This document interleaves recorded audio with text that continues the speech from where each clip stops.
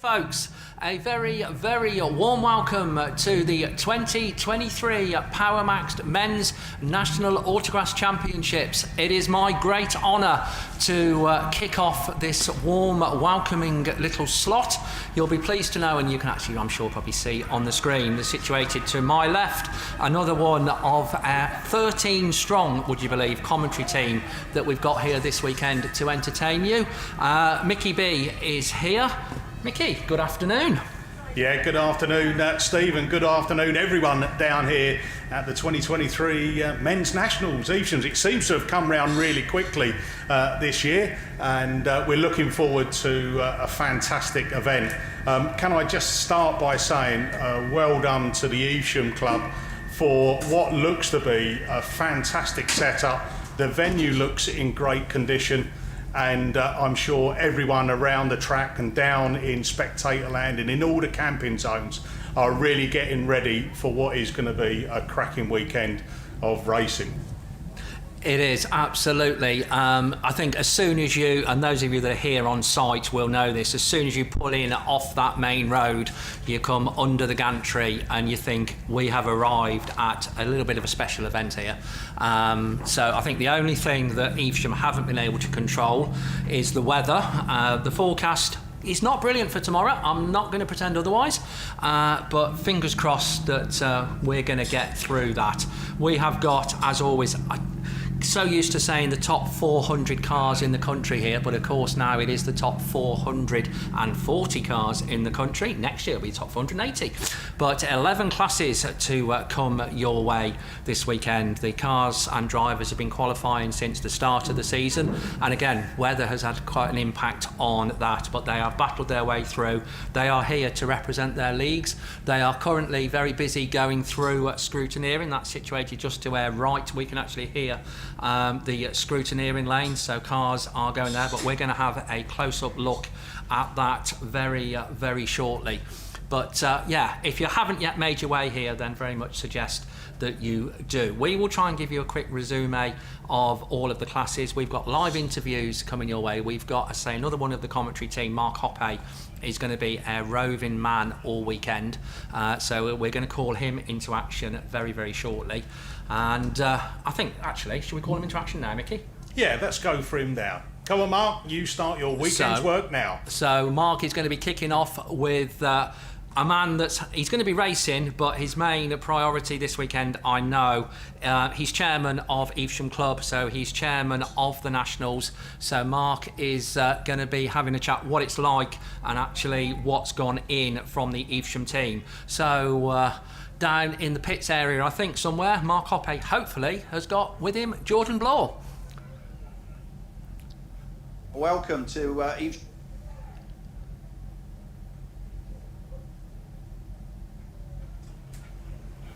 This weekend here at Evesham.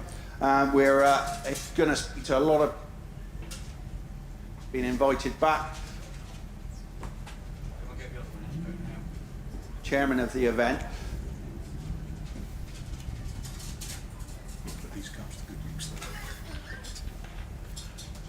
Yeah, hopefully well. I think everything's going all right so far. We've managed to get everybody in. Hopefully the weather tomorrow, the forecast doesn't come.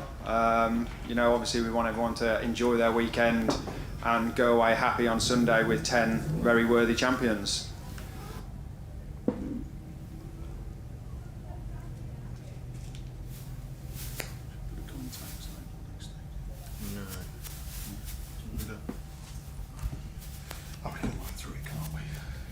Yeah, running the map last year was obviously a good bit of practice, and then yeah, obviously the club had then put in for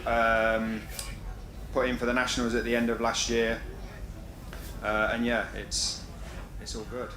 Yeah, and a massive event. I mean, driving in the field today, fantastic. The amount of people here is incredible. Typical of a national championships, but fantastic. I love coming to Evesham. So. Just tell us a little bit about the challenges, the team behind you that have led to this event and putting on this weekend. Yeah, I mean, there's an absolute fantastic team of people here at Evesham. None of it would be possible without them. I am just the man at the front, but if it wasn't for all those behind the scenes making everything work, putting all the hours and effort in behind the scenes, then none of this would be possible. Again, another big thanks to PowerMax, our headline sponsor, for stepping in and taking the sponsorship. I think it's great to have a company like PowerMax on board that are motorsport enthusiasts themselves. They're a local company as well. And I think it just looks brilliant. It fits in, the brand fits in really well with our event. Yeah, and without a doubt, getting a mainline sponsor has got to help running the event. We know that Evesham have got a fantastic foundation to build on. Used to running big events, the Map Open generally one of the biggest events of the year. So let's say at the end of the weekend, what does good look like? What is a success that on your CV this weekend? Good for myself, and I think the rest of the club, is that we've got people going home happy. They've enjoyed the national championships, and they felt it's been a worthy national championships with 10 very worthy winners. Right, and then we get on to the winners. Of course, you're competing as well, which is yet another challenge. I've been told that there's a battle this year to no one has ever run the Nationals as chairman and won it, I'm told. Kirsty Godfrey's already told me that she's vying for that top. Take that. So what's going to stand in your way of taking that mantle? Well, I think the other 39 competitors will be a good starting point. It's going to be difficult juggling the management side of it and dealing with all the the issues and the questions and all of that side. Thankfully, I've got my dad here. He'll be the one getting the car ready. I'll be having probably 25-30 minutes to myself before I go out. Radio's off, and get my head in the game. And again, I wouldn't be able to do that without the team behind me. Paddy, my vice chairman, I'll be able to lean on him fairly hard to pick up the slack when I'm not there. That sums it up, really. I know how hard it is to work at an event and compete, and everybody wants a bit of you, so good luck with that. I'm sure you'll take that half an hour beforehand to just tune off so you can concentrate on your racing. So a good result, really, the weekend will be everybody goes home. No one gets towed out, of course. The weather is possibly play a little bit with us, but I'd have to say, looking around, you have done a marvellous job. The venue looks fantastic. The live streaming is going to be fantastic. The people that think that live streaming are going to keep people away from the event look like that to me. Are you going to fill the camping areas up fully, or have you got a little bit of slack available? We've always got something in reserve here at Evesham. There's always a plan up our sleeve. We've got plenty of space, but hopefully we'd like to see those fields full. And everybody to have a good weekend. Excellent. Right, well, I think that sounds few more of the drivers and officials give you a bit of a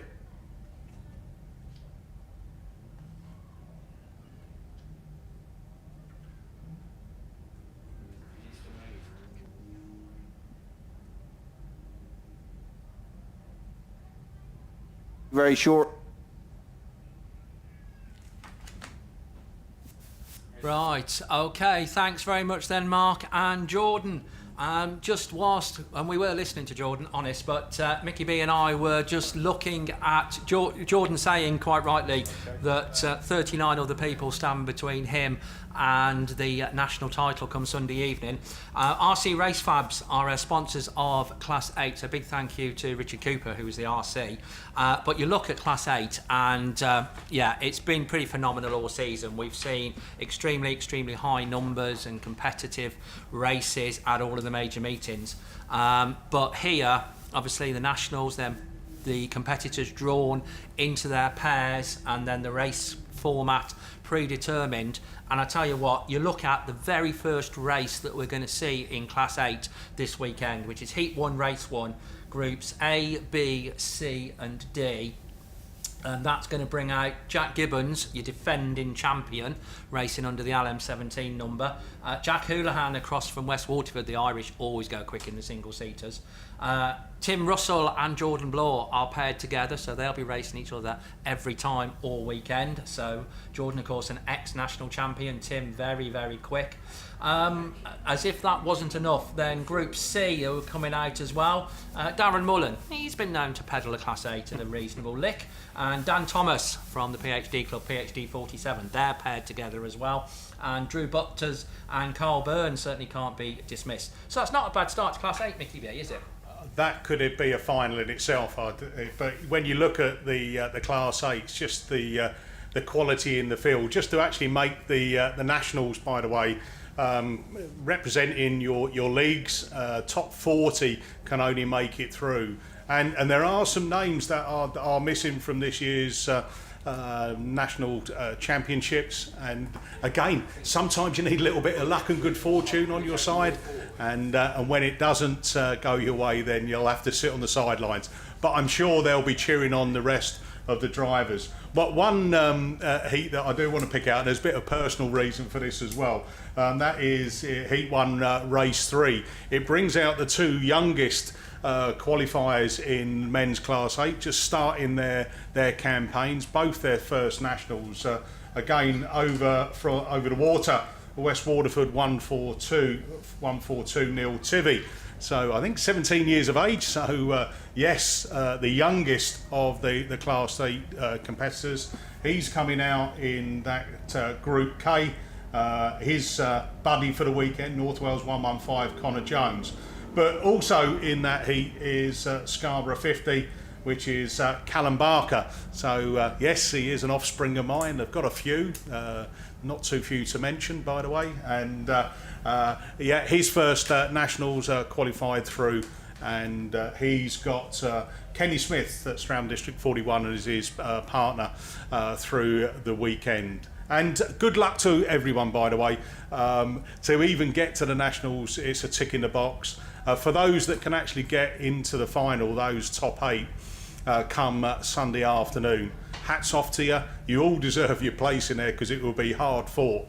And as they say, Steve, don't they, you've got to race to the conditions, and I think there is going to be some challenge over maybe possibly tomorrow. I think Sunday, I've been on the phone to him upstairs, and it's tropical. Not tropical rainstorm, by the way, it's tropical weather. It's if anybody can influence the man upstairs, Mickey, you are a man. Yeah. Spectacles and absolutely. watch. That's it. Just one thing on Class 8, it's going to be a little bit poignant, but we will celebrate his life for absolutely the right reasons.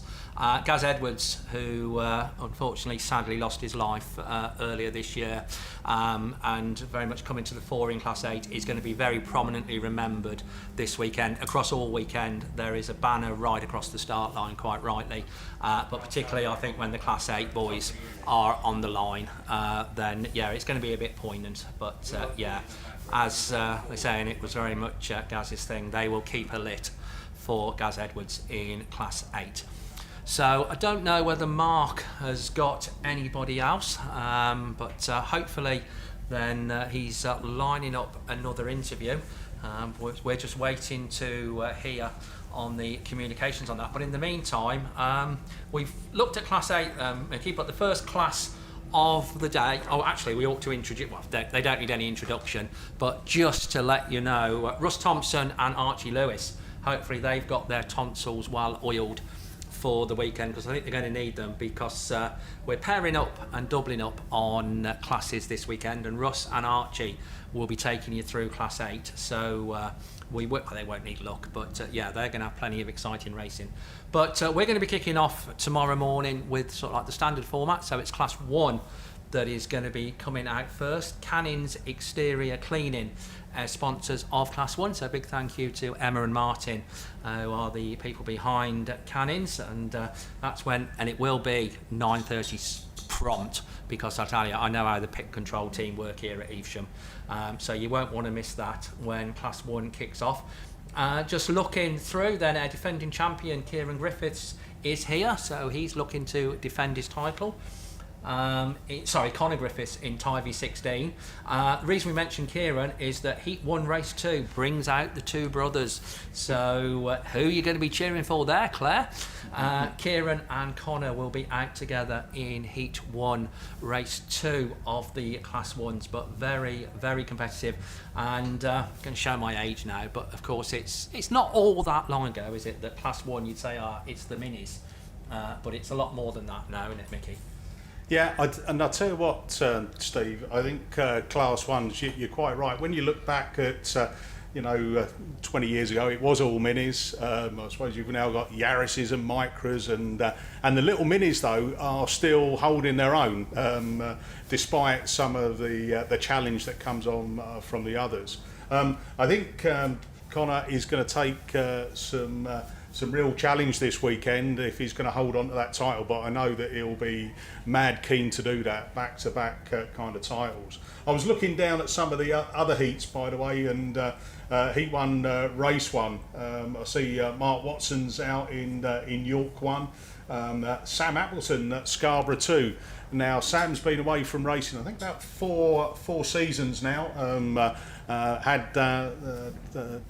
Young lad, been working on the house as well, but he's now back into the racing Class 1s. And I would say just keep an eye on that Scarborough 2 number this weekend, because I think a real focused effort is going to be going down there.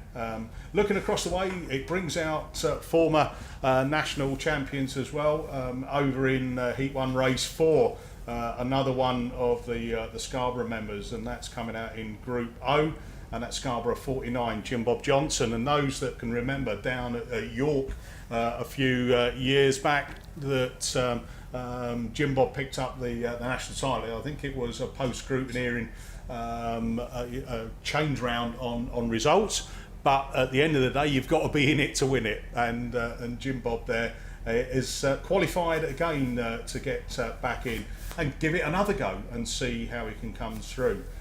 Looking down on Heat 1 Race 5, Lee Deegan there in that Cambridge 48. Pete Watson, so the Watson brothers, I think at one point they will race against each other over the weekend. He's coming out in Group T. But there is just some real good quality there. Chris Dunwell knows how to pedal a machine as well, as does Ben Gould, who you would probably associate him with different classes, but I've seen Ben in that North Shropshire 443 and don't write him off as well. So I think in men's Class 1, some cracking stuff to come along. Front wheel drives, I think in the wet they should be all right, Steve. I think so, absolutely, yeah. It's going to be testing conditions, as we said earlier. But yeah, you look down, and Group G, I think, is also worthy of a mention. Wayne Price and Ian Ullathorne, they've both been around for a bit in the nicest possible way. But speaking to Wayne earlier on, and he's very, very much enthused and back into it, and certainly knows how to pedal a Class 1, as indeed does Ian Ullathorne. So yeah, Class 1 always provides close racing. Paul Glover and Gareth Matthews are going to have the honour of taking you through Class 1 this weekend, so they'll be kicking things off, as I say, 9:30 prompt tomorrow morning. I think just before we go, there was someone just did ask me to say this, because Paul Glover, we've had him on the BAST team many times, and those people who hear me introduce him, it would be amiss of me not to say it is Mr. Lover Paul Glover. And Gareth Matthews, I believe it's his first nationals as well on the commentary team. So really good for to see, and a great really accolade to everyone that's been invited to come and commentate. I always think that some of us are getting a little bit longer in the tooth, as you can see by this. This isn't, by the way, highlights. It is natural colour, which means that I am getting older, but there's some great youngsters coming through. We need to have a word with the editor here as well, because they're doing that in close-up for you, Mickey. So, which we could have done without, but there we go. Thank you. Can you airbrush it as well? Thank you, Mr. Boot. No, Bob Boot from ARB, and it's courtesy of ARB that all of this actually happens, the live streaming and stuff. And he's here pressing buttons like you wouldn't believe tomorrow, like you wouldn't believe, to keep us on air and stuff and things like that. Mickey and I are sort of like going to keep with you for a little bit. We just got a little bit of a technical issue, I think, with our outside broadcast.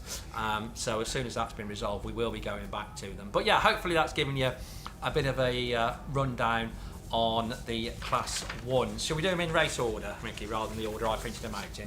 Yeah, let's go in race order. So after Class 3, after Class 1, we will be moving on to the Class 3s, the Pete Bott Skips sponsored Class 3s. Let's get the painful bit out of the way to start with. The commentators on Class 3. I enjoy commentating at the Nationals, so you've got to put up with me. The good news is I won't be on my own. So, I'm going to have the honour of taking you through Class 3, along with Jason Baker. Well-known man behind the microphone and does so much more as well. He's got a very busy weekend. He's lap scoring. I think he's involved in the safety team as well, but he is going to commentate alongside me on Class 3. So looking forward to that. And there's lots of questions in Class 3, but I suppose one of them is, can the man from Ireland do it again? What do you think? Well, I'll tell you what a fantastic effort last year, by the way. I think I spoke to him down in the pits, and I think he really did have a focused head on him. But I don't think anyone really truly believes that they can do it. If you know what I mean. No one, I don't think, is that bold to say I'm going to win the Nationals. But again, crossing that line, I think the joy, the emotions, not just from the driver, but I think everyone associated, family and friends, it really does, bring a lump to the throat. But I think he's going to do his utmost to see if he can retain it. There are a number of drivers over the years that have done that, and we'll see what he can do this weekend. But I think Class 3s is a really competitive class, and people have started to switch around, haven't they, really, to sample Class 3. I know, looking down at Heat 1, Race 1, Steve, we've got York 11, Adam Henley. Now, you'd know Adam as a former national champion in the Class 4s, and wow, has he pedalled that over the years. But he is got a Class 3 this year, and he's qualified for the Nationals in pairing A alongside Callum Allenson in the Yorkshire Dales 34. So Callum taking the wheel of that car. You would expect Chris, as he's got old, isn't he, Chris? Really, he's past it, isn't he? He's past it. There we go. there goes another licence. As me and you look at each other, as we said, we're past it. But good luck to Adam and Callum as well in their heat. Paul Cusack again across from the water. He's paired with Pete Bott. Gouldy's there as well. North Shropshire 343 now. He knows how to win a national title. Just a bit, doesn't he, really? Yeah, just a bit, absolutely. So, yeah, that's looking a bit special, isn't it, as well? But, yeah, it's interesting.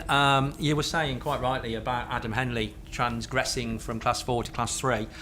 Somebody else that's done that, I mean, we've seen many, many battles over the years in Class 4, Adam Henley and Hugh Jones in the Carmarthen 7. Hugh hasn't qualified for the Nationals. He's qualifying for Class 3 in South Wales League. Fair play. But, yeah, Hugh has done the same thing. So those two, I'm sure, not in cahoots, but they've both come across into Class 3. Right, we have just been told, because we don't want you to get too fed up of us waffling this early on. It's normally by about 10 o'clock Saturday morning, isn't it? Not 4:30 Friday afternoon. We are told that I think we've got our live link back to Mark. We've spoken to Jordan, or Mark has spoken to Jordan. Now, lined up now is a man that's going to have a lot of influence and a lot of work. Well, hopefully he's not going to have too much work across the weekend, but he's going to be in the thick of all the decision making. Whether you like them or not, then I tell you what, they will be made correctly, they'll be made thought through. But to tell you all about what goes on in the role of Chief Marshal, Mark, have you got Stuart Thomas with you?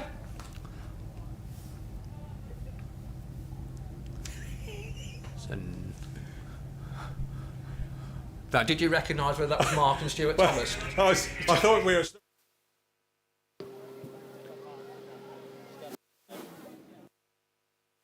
Okay, right. So we've picked up another official. We spoke to Jordan weekend, Stuart Thomas, the NASA Chief Marshal. A lot's gone on in the sport in terms of the marshalling capability and methods, and Stuart's been at the forefront of that. So I want to speak to him a little bit about the cameras and such like. So Stuart, tell me where you're going to spend your weekend. I'll spend most of the weekend now in the camera room. We've got 3 screens in there, and I'll be looking into that. And I got 3 analysts in there as well with myself. So you've been telling me a little bit about how the process works. So we're understanding that you're going to have an overview. You've got 3 analysts, as you've called them. Never thought we'd have analysts in autograss racing, but that's great to hear. 3 screens, and I'm interested that you've told me a little bit about the time delay. So just talk me through that a little bit. Okay, we've got. You see, when the race starts, we've got it seed out the window. The first screen is on a 5-second delay. The second screen is on a 10-second delay. So within 15 seconds, I've seen that race 3 times. Right, so of course, what you can see from that is what's happened 3 times very quickly, enabling you to make a decisions. So just talk me about the comms, of course, because you're sat up there watching it on the TV. The marshals out on the track have seen it once. Just talk me through how the comms works for those guys. Yeah, well, we got 2-way radios to all the marshals. And then another new thing that we brought in last year, we've got a tablet. So if the marshal on the track is not quite in agreement with what we're seeing, I could send it out to him on the track, and he can view it on the track, and then we can make our decision from there. Okay, so the decision-making process really is partly by committee then, I would say, because you're looking for an agreement from a majority or everybody? Yeah, 100%. I'm trying to get it off the track, off us in the camera room, and then if the worst goes to the worst, it's got to come back to me then. Okay, so I understand that is really good, and maybe a lot of people don't understand it. That's the way that the cameras work. I think then, what is your view then? Do we let races run to the end while you're still reviewing, or how do you deal with that? Lots of them. I'll just go through some of the jump starts now. If somebody jump starts now, we don't stop the race. We keep it going. They get flagged on the track, or worst scenario, they get flagged in the pits. We tried a different way up in Yorkshire Dales, which I don't think 100% worked, but it did work. But this weekend we're gonna stop the racing as quickly as possible, so that we get a decision and we don't waste time doing 6 laps and then having to rerun it again. Okay, and you mentioned the jump starts there. So just tell me, how many cameras have you got around the venue this weekend, and where are they located? Right, we got one on the side of the camera room. We got one on the far side. We got one at the end of the first straight, and then for the jump starts, we've got, I think there's 2 or 3 cameras on the start line. So are your camera people reviewing the jump starts as well, or is that a separate team? No, that's a separate team, that is. We've got a separate team reviewing the jump starts. Okay, right, so pretty well cameraed up. I like the idea with the tablets, so you can share that. You've also said to me that the image can be sent down to the complaints or a clarification team, so they can show the driver exactly why the decision's been made. So I think this is a massive step forward for Autograss. You've been around grassing for a long time, same as I have, back from the early 80s. This is a massive step forward. Where is the next step? Where would you like to see the next level of improvement with cameras in marshalling? That's a real difficult question, that is. You know, we're thinking of stuff all the time, whether it works or whether it doesn't. You know, but I'm always open to any input from anybody, to be honest. And this at the moment, I think we've gone as far as we can at the moment with the financial side of it, Mark. Yes, of course, there's the finances to consider, and this is a great system that's going to be used at the National Championships. I know the sort of second system down without the tablets is used at the British Autograss series, but as you say, financially, trying to transfer this into club racing is a massive challenge. In fact, we'll talk later to Kirsty Godfrey, because she would like the live streaming at the ladies, but financially that's a challenge. So what will happen at the ladies about cameras and camera room? At the moment, we're trying to give the ladies exactly what we're giving the men. It's only to be fair that there's a few things in progress to finance that. So hopefully, I'm in talks with Bob now. So hopefully, by the time we get to the Ladies Nationals, this will be the same as what it is here. Oh, well, that's great to hear. And we're going to speak to Kirsty Godfrey a little bit later on about all the efforts for the Ladies Nationals. I'm super impressed with what you've told me. Stuart's invited me to go up and have a look in the camera room just to see how it runs. And I thought it was very important that we spoke to Stuart to try and give people around the field an understanding of exactly the challenge you've got. I'm of a view that every time someone makes a decision in anything, there'll always be one person who's unhappy and one person at least who's happy with the decision. Stuart, how are you going to cope with making hundreds and hundreds of decisions this weekend? Yeah, I got a real good team. Everybody here now is an experienced marshal, and I've got good faith in them all, to be honest. And I just hope that everybody has a good weekend. Well, I think that's exactly that. We want everybody to respect the marshals, understand that they're doing a tricky job, and we thank you for the efforts that you and the team put in. Have a great weekend. I hope you really enjoy it, and go from there. And I'll come up and see you in the camera. Excellent. Right. So thank you, Stuart, for that. So we're going to move straight on into Class 1, our current Class 1 national champion. Looking super smooth. He was about 3 foot tall last time I probably saw him. So, Connor, right, back to defender title. Toffee this year, Toffee last year, I think, wasn't it? Yeah. So, change of club. I said to you earlier, I'd like to see you in a Micra so you can say you've won it in the 3 cars. So why are you in the Yaris? The Yaris is the best all-round car, I think, at the moment in Class 1. The Mini had its day, but the Yaris is currently on top, and hopefully this year we can win it again. Excellent. What gives the Yaris the edge over a Mini now then? Having been a sort of top proponent in both, what gives the edge? The third gear makes a massive difference in them. They're a bit heavier, they've got more power, and they're more modern. They've got the 16 valves as well, so they're just the future, really. Interested in that. So at all tracks, are you on the gear change? Are you always up to third for the straights, down to second for the corners? Is that the style? 99% of the time. Only when it's wet is it sort of a constant second gear, but 99% of the time, yes, we're up and down. And I'm interested, you mentioned weight, so you're saying the Yaris is heavier than the Mini and that's an advantage when everybody else in every other class is chasing less weight, or have I misunderstood what you meant? I think they've got a bit more clout when you need the clout. They hold the corners better, and they're able to move something when you need to move something. And I've seen you move stuff on the last corner of a national final, so I understand what you're getting at there. So a lot of people have christened Class 1 the Yaris Cup because most of the top runners have shifted over to Yarises. So where's your competition going to come from? Where's your top 4 competitors this weekend that are going to take it to you? I think the 3 that I can think of straight away, Tom Powell, Lee Deegan and Mr. Kelsey. They're all very, very quick, competitive, and they've been at the top for a very long time. Yeah, absolutely. All names that have won lots. What are you one of these that's come in, you've looked at the pairings, studied every heat, studied who you're racing, or are you one of these, which I wish I could be, turn up, laid back, and you race who you race? No, I'm just a race who I race. I can't change it. If I can't beat him in the heats, I can't beat him in a final, so there's no point otherwise. Excellent. I could be like that. I'm all over the numbers and who I'm racing and build myself into a frenzy historically. So that's really good. I had a chat with your dad earlier. He thinks that you'll be there or thereabouts. I did give him some jip, of course, because he's the least successful of the Griffiths brothers. Again, you come from a family that have won goodness knows how many national titles. What is it about the family that allows you to do that? I don't know. I think everyone pushes each other on. Mark and Ryan are obviously at 5 nationals between those two now, so that's the number I set myself, and I keep striving to achieve it. So you've got 3 Class 1 titles now? Right, so number 4 possibly Sunday night?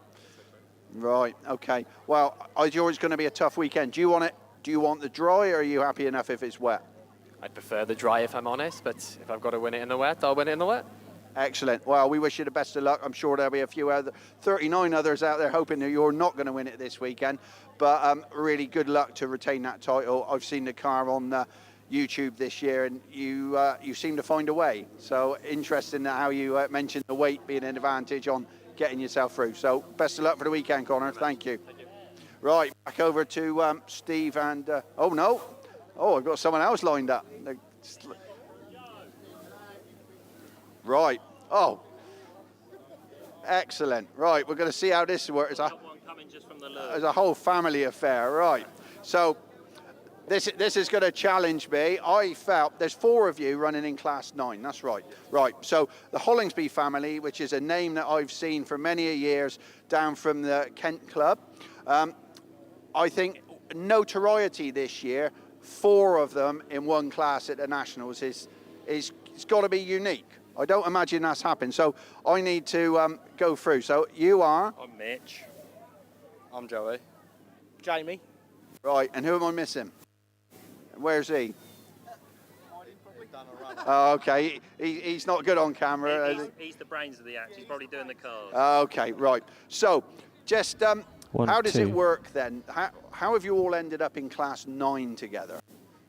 I don't know how it all started really. I mean, my granddad and so Alec is my granddad's brother, and they started back when it was jalopy racing and it's HRE and things like that, and just sticking cars together, and it's just carried on from that really, hasn't it? The open wheeler's just been something that's run in the blood, and we just carried it through. I mean, we all obviously had to go at juniors, and then I didn't try junior special. You went into junior specials. But yeah, we just literally all of us, I think, have come out of juniors and gone straight into a 9. So. And do you build the cars together, or have you got them all separated so you're all secret from each other? No, we don't keep it any secrets, but obviously Mitch moved up to Coventry, so obviously he took his car. Joey, obviously I think Mitch does a lot of Joey's and we just, I think we still work as a team. Obviously here, any problems, we'll all be side by side and just see what we can do. But so, where are what cars? Are they home builds, or are you? I don't know. Are you on Beresfords or XE Works, or what are you on? So Joey and I are both on Beresford, and we're both running Hondas in the back. So I went and did motorsport engineering at university, hence moving away from Kent. So I'm a bit of a I thought I'd just drop that one in there. No, bit nerdy, like getting on the computer trying to work things out. I mean, it all goes out the window as soon as the Bowser's out there. But so mine and Joe's car are pretty similar in setup. Obviously, same engine. We're within 3 horsepower of each other as well, so there's no excuses when I beat him. But yeah, the cars are non-identical, mine and his. But yeah, and then so they're on. Jamie will tell you about his ones. Yeah. So what engines are you running? I'm still Vauxhall. Both of mine are still on Vauxhall. Honda. Obviously, I still prefer the Vauxhalls, and I'll stick with them the whole time I can. The chassis are pretty much home builds. Mine started off as a GM Motorsport, and obviously I've adapted it from there. Dad's is literally a home build. We built that ourselves. That's how he likes to do it. He likes to try different things, and he enjoys it. So we'll just stick with it. Good. So who was the top qualifier? You, isn't it? I'm melted now, aren't I? See. Well, you're in front of me, aren't you? Yeah, so I qualified second in the club. You qualified third behind me. Well, all we had to do was turn up. Yeah, Oh no, you've just broken that illusion of this superstar status now. So, right. So let me ask a different question. Who do you race each other this weekend? This weekend, do we? I haven't worked it out. I must admit. I've got a race with you in the second heat. Yeah, so we're out together, and we've always got an ongoing bet. So we always put a £1 bet on every race that we do, and he still owes me a £5 from last year, which I'm waiting for. But yeah, you couldn't say who's going to win. It's literally down to the day, the luck, the grid, everything. Great, and great that you're all running as a family and as a team, and that must give you a lot of pleasure and a lot of banter, I guess. And you'll come out of your motorsport degree, we'll mention that again, without a loan if you continue to beat him then, because that's fantastic. So I wish you absolutely the best of luck. I think the notoriety of having 4 from the same family in one class shouldn't go without mention, which is why I messaged you, but none of you messaged me back on Facebook. So I guess that's what it was. So we do wish you the best of luck this weekend. Cheer each other on. It'd be nice to see 4 of you in the final. That would be a bet worth taking. So good luck, chaps, this weekend. Thank you. Thank you very much. Cheers. Right, we're going to go back to the studio. Oh, I sound like Bridget Jones now. Excellent. Have you got your big pants on then? Right, so yeah, just an update. Hopefully they brought some money with them, because we can tell you, because we're having a look at the Class 9 sheets, Jamie will race Joey in Heat 1, Race 3. Mitch will race Joey in Heat 2, Race 3. And Jamie will race Mitch in Heat 3, Race 3. So they are going to come up against each other to some degree in Class 9. But we'll look at Class 9 in a bit more detail in a minute. I think Mickey's just got an update on why one of the drivers is going to be substituted in Class 3. Well, Steve, yeah, back to Class 3. Now, I always think in life you need to plan and prepare your timing, because missing the men's nationals for this... well, okay, all right, we'll let you off, but Scarborough 344, John Lumsden, who had qualified for the men's Class 3s, congratulations, a dad again at the young sprightly age. I won't mention your age, but great to hear that news, and that's the reason why you're not going to be down at Nationals. I did message you this morning and just say, well, hold on a minute, you've still got time to get the car on the trailer and down, but apparently the missus has put her foot down. But congratulations, and that means that's why we have reserves, don't we, in this Autograss for the men's nationals, and some lucky chap will get a place in the nationals now. So there we are. Okay, so yeah, good luck and congratulations to them all. Right, I think it's about time we looked at a class that is dear certainly to Mickey B's heart. MJA Automotive Engineering Limited, sponsors of Class 5s. I say it's dear to his heart, and he is going to be one of the commentators on that class, along with Hayley Turner-Goodwin. So very pleased to welcome Hayley to the Nationals. So Hayley, Mickey B, I didn't speak about Class 5. Over to you.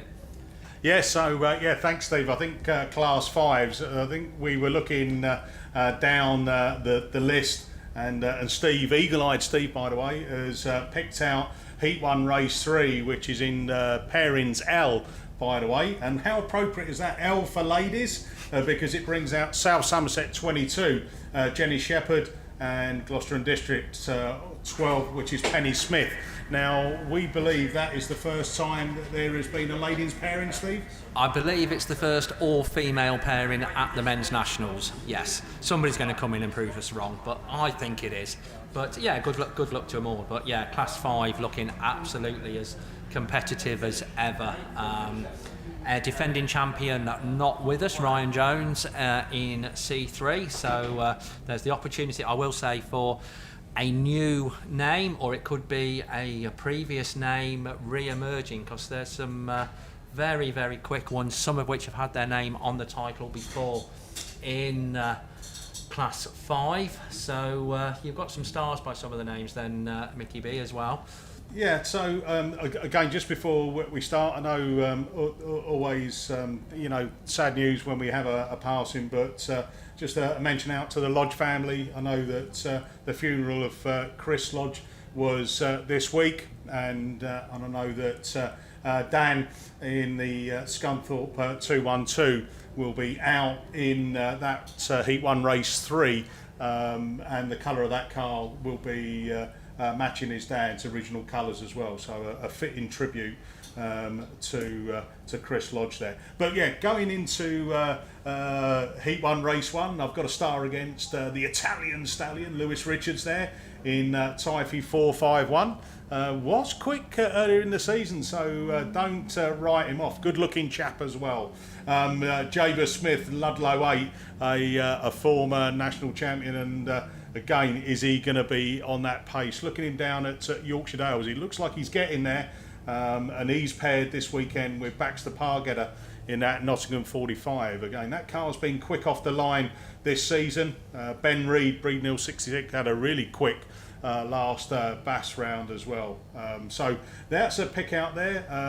Happy birthday, by the way, for Les Chamon Grice in York 44. He's out in Heat 1 Race 2 in Pairings E with, well, you've got someone who's senior in age, and then you've got a Adam Brown, who I think is probably about, is he 19 or 20 now? I think Adam came out of the juniors and hit the Class 5s with some style in that Mallow 1884. Ian Jones, couldn't be 31, had a brilliant last Bass round, and again hits form at the right time coming into these nationals. It wouldn't be right of me not to pick out Yorkshire Dales 46, the man who had to tash but shaved off to make himself look younger. It is Colin Chilvers, who's back at the nationals in Pairings End. He's alongside North Wales 50, Ian Lloyd. And who else have we got down just to mention in that final Heat 1 Race 5? Ollie Howe in that North Shropshire 1. So Ollie Howe racing the John Gaffney ping pong machine. And again, also in there, Jordan Stead, Gary Wickham, and Dazagunny, first nationals in the Class 5. And again, we wish all of our Class 5s the best of luck this weekend. MJA Automotive Engineering Limited are our sponsors for this weekend. So thank you very much for all your support and help in getting on this cracking venue setup, and the ability to do things like this, which I think is a great way forward for our men's nationals. Absolutely. Just looking at the list, Group F, sort of like, I mean, they all catch your eye at the nationals, as we say, it's the top 40 in the country. But Group F in particular, Jeff Bateman in Stroud 45. The car always looks striking and always goes quick. And he's paired with somewhat of a local hero in Class 5 in this part of the world, so he will know his way around the John Wilkin Raceway. Charlie Holloway in Evesham 9, and he's been putting in some superb performances at Baz rounds and taking wins, and as I say, does know his way around the John Wilkin Raceway, so that could be a pairing to keep your eye on. Those two, of course, will be racing each other 3 times across the weekend, given that they are paired together in Group F, so plenty to look forward to in Class 5. I say Hayley, Turner Goodwin and Mickey B, your commentators that will be taking you through Class 5. I hope they don't wear their voice out on Class 5, because coming straight behind the Class 5s, they will need to make sure they've got some in reserve for the Bodyworks Racing sponsored Super Saloons Class 7s. So, well, where'd you begin with Class 7 then, Mickey? Well, I think I picked out, Steve, Heat 1 Race 3, and he still holds that coveted title of being the youngest ever Class 7 national winner, and it is PhD 72. Jake Roberts qualified and back at the Nationals 2015. How does time pass so quickly? 8 years ago when he did that. It's unbelievable. It is, absolutely. Yeah, I don't know where time goes, but yeah, you just look, and it's going to be so difficult to pick out races to highlight in Class 7. Just looking through Heat 1, your defending champion is here, Liam Evans in North Shropshire 120. He's coming out in Group T, so that will put him out in Race 5 first time round. He's paired with Kerry Pope all weekend, so he's certainly not going to have it easy from even his partner before you start to look at other people he's up against. And Heat 1 brings out Dan Johnson, Jeff Gallagher, Ali Ashmore, she's looking very quick in the Spalding 514 car. Damien Harris, again, another Radford MAP representative. So that looks pretty good in Heat 1, Race 5. And there's a certain gentleman that looks like he's coming out in Race 4 that you might have heard of if you follow Class 7. Is that Andy? Trying to read the writing. Andy... Is that Holtby? Yeah, Andy Holtby. Now, is he going to make it 7? A bit of a Len Goodman. 7. He's 6 titles under his belt already. Remember last year, Steve? I think it was a bit of rerunning, but he picked up a black flag. I think there was. I think if I remember rightly, coming down into turn 1, all a bit fast. Everyone was doing it, and the result from the marshals was an exclusion, which meant that he had to sit on the sidelines and watch Liam take what was a dramatic Class 7 final. And if you remember there, Cameron with a problem on board right on that final corner. Heart went out to them, but Liam came across. And by the way, I've been in Stratford earlier today, and I bumped into Liam. I said, "Hey, are you ready for it? You up for it?" He said, "Most definitely," as he was holding a bag of shopping from Poundland. So, so he's definitely up for the challenge. I was looking down at Heat 1, Race 2, Steve. Dan McKenzie is in the 7, Cambridge 221, so not just 8, he's going to come and ply his trade in the 7. Rhys Griffiths, Radford 212, also in that Race 2, and Craig Bagley, Cumby 2. I mean, the thing is you can mix any one of these names in this top 40 up, and it would warrant at least a semi-final or a final at any meeting. That's how good the lineup is here. Yorkshire Dales 22, Paul Johnson, back into that Race 3.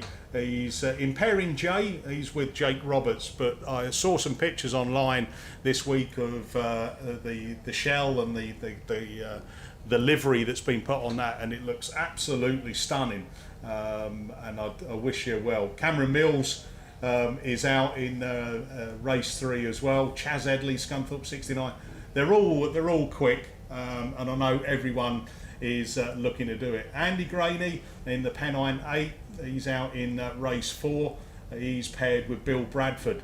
Again, these are all like kind of household names, aren't they? In the 7s, and they've all got a chance. Dan Johnson and Scunthorpe 383 in Race 5, and Ali Ashmore in Spalding 514, so doing it for the girls as well. But Class 7s, it's going to be thrills and spills. I would like to see it be sun, sea, sand and 7s, but it might be a bit of wet stuff to get us going before we see the sun. But I'm sure it will come to us during the weekend.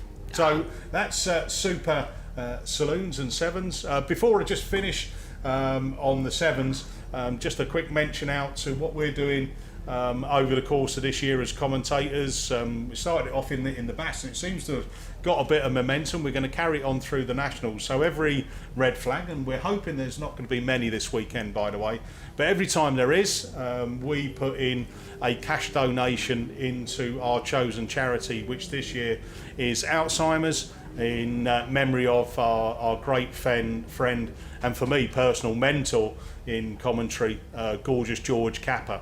And I've had messages building up to this, and we will mention it over the course of the weekend, that people have made personal one-off donations. There will be a couple of young ladies walking around over the weekend with a couple of buckets. So if you're feeling that you've got a spare couple of quid and you want to contribute towards our charity fundraising, then please do.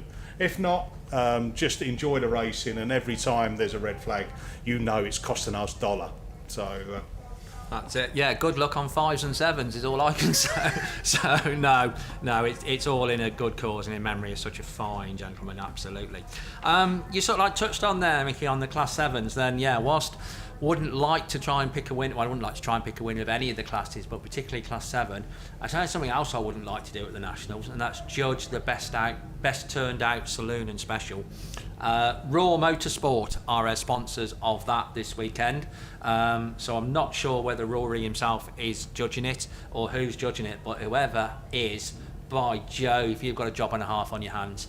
The standard of car preparation just gets better and better every year, and it's not necessarily the amount of money that's spent that will win best turned out saloon and special.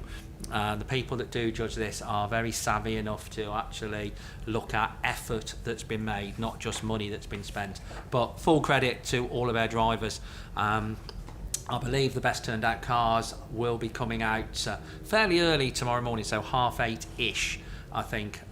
So you need to get yourselves trackside early tomorrow, folks, I'll tell you. Because, best turned out are coming out. Then also there is going to be a parade lap of all of the 2022 national champions. Hopefully that's going to be a full lineup. And then there is, and I can't give anything away, there's two reasons. One is Evesham want to keep this total secret, and the other reason is I haven't got a clue either as to what's happening on the opening ceremony. But 9 o'clock there is an opening ceremony that I have been told, and I'm sure is correct, that you will certainly remember. So that's all going to be kicking things off tomorrow morning. But a big thank you to Raw Motorsport, sponsors of Class 7, and good luck to Mickey B and Hayley for the commentary. Right, I think you can get a little bit of a break from us. I think we're good. I'm not sure who he's got with him, so it's going to be as much of a surprise to us as it is to you. But our man on the spot is ready again, so it's over to Mr. Mark Hoppe. Right, okay, so we continue. We're getting into the drivers. We're into the lady driver right now. Emily Gill, Class 8 pilot this weekend. Emily, so only lady in Class 8, so just tell us, why are you running in the men's in the hardest class there is? Well, I won the Nationals in 2015 and it was the next step in progression really, and never looked back since. So do you think they play nicely with you because you're a young lady, or are they just as hard as they are on all the other racers? No, they're definitely just as hard as all the other races. Right, so Class 8, real challenge. So qualifying at Scunthorpe, not easy. So talk us through your qualifying. Yeah, I've got a really tough league. I nailed it in the bag the first meeting actually, and had 2 wins. So I think the idea is to get those under your belt, and then it makes the rest of it a bit easier. Right, so so you made it here, first time at the Nationals since? Well, I was at York Nationals, I think, was it 2021? I took my dad's Class 9, but I haven't qualified myself since 2009 when I used to race yourself in men's Class 4. So. Oh yeah, I remember that. I think I've seen you in the mirror a few times, or not maybe. So Class 8, I mean, mega class. I've asked most of the people, are you someone that comes in and studies the heats you're going to be in and who you're racing, or are you just going to turn up at the line and race them? No, I've been sent my heats, I've had a look, but I'm just going to turn up. It could be anyone. It's such a competitive class, so it is what it is on the day, and I'm going to give it everything. Right, so so you've been to the National, you've been around grassing for a while, probably since you were like this big. So just talk us through your history at the Nationals. History at the Nationals. Well, I've only ever really, I joined Class 8 back in 2012 and I got a trophy at each one, but I was always obviously wanting to win. And then in 2015 when I won, that's when I made the leap to go with the boys. So what do you see as the biggest difference stepping from ladies Class 8, which is pretty competitive, to men's Class 8? Where's the difference? Is there a difference? There is a difference, in the sense of the guys go for that extra edge, and there's no, with wheels coming together and things like that, they'll go for it. Whereas some ladies, we might just be a bit nicer to one another, but the ladies are just as fast, and it is the class this year to watch. It's very competitive. Yeah, for sure. I mean, it's hard to predict a winner. So if you were looking around, if you don't win it, who's going to win it? To be honest, there's a handful of lads that I'd like to win. Dan Ray, I think, from my own club. I think he's put a lot of time into his car recently, so he's a worthwhile winner. There's a lot of lads that really encouraged me and have got behind me these last few months. So, Darren Mullen, Dan Thomas, they're all quick, and they're the ones that I always want to beat as well. So, yeah, it's anyone's. And nationals, you do need luck as well behind you. So. Absolutely. So I guess you've looked at your heats. So there's no easy heat in Class 8, but so what does it look like in Heat 1? How does that stack up? Is that going to be the first win on the board, or does that look a tall order? Let's just see on the day, but I'll definitely be going on for that win, and I've got a really good cheer squad behind me, so I'm doing it for everyone. Yeah, you definitely have. I've been barracked by your squad already because they've had to wait so long for me to talk to you. So I think when we go to tomorrow and the weather's looking a little bit ropey, you're used to racing on a polished chat from Scunthorpe, so wet or dry, is it going to be an issue for you? What's your preference? Ask me tomorrow. No, definitely dry. I would like to give them a run for the money on the polish. Excellent. And so just tell me a little bit about your car, because you're a technical guru, you were telling me. I'm arrive and drive, Mark, you know that. Right, so what make is your car? So I've got an Extreme from Russ. I got it last year, and my confidence, it's a fantastic car. I've always wanted one of his chassis, and yeah, I've just grown in confidence since I've got it, and I've had some tidy results, so let's see what we can do in it tomorrow. And is it part of the deal that with a car from Russ that if he's behind you, you have to let him through? I do actually have him in my first heat, I think, so no, I'm not letting him through. Excellent. Well, that's brilliant. Always a pleasure to speak to Emily, always smiling, going to have good fun this weekend. We wish you absolutely the best of luck. Thank you very much. Good. Right. Thanks, Emily. Right. Oh. Jack. They've confused me because they told me I was going to speak to Ryan next. So, right, I could have had you in with Emily then, couldn't I? So, Jack Gibbons, defending champion in Class 8. So, can you do it again? I'll give it a go, definitely. All depends on the weather. Anybody's game in Class 8 is such a difficult class, isn't it? Anyone can win, any of the other 39. I'll give it a go, definitely. Excellent. And I mean, you took a really, really popular win last year. Fantastic drive to that win. So what are you going to be doing different this year? Have you looked at your heats? Do you need to? How are you going to prepare for the next few races? I'm definitely not going to do anything different because it seemed to work well. I've got some tough heats. Obviously, we can see the heats from the pairings and the programs. I'm just going to go out there and just give it all, really. It's like I say, anyone can win it. I could do something one race and it would work perfectly. I'd do the same thing in the next heat and it would be a complete disaster. So just try my best and obviously just not get wound up about it, really. I think that's it. I think trying to stay cool. It's a super tough class. So historically, I mean, of course, you must have raced at Evesham quite a few times. How has luck treated you around the Evesham polish? I've not actually raced there since the last Nationals, 2019. And that was one of the only Nationals that I've not made the final. So I'm hoping to one-up that. Unfortunately, I got a green flag here in 2019, so that put me out of the final. So hopefully, if I can get in the final, it's anybody's game. And if I do, then I've already done better than last time. So that's my plan. Good, a nice relaxed approach to it. And what about the old fella then? Is he going to come and talk to us? Because he'll be cheering you on.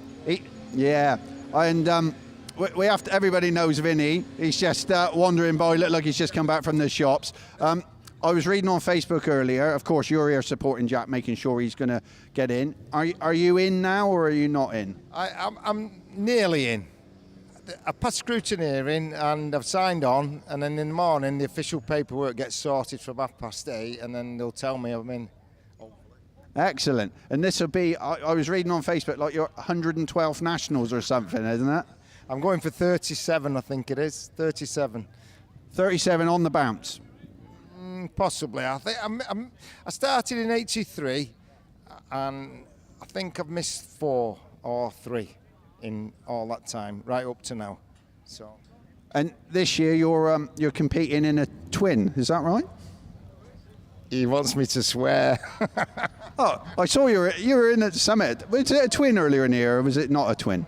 I had to borrow a twin, or I tried to borrow a 10 that hadn't raced so that I could do the qualifiers.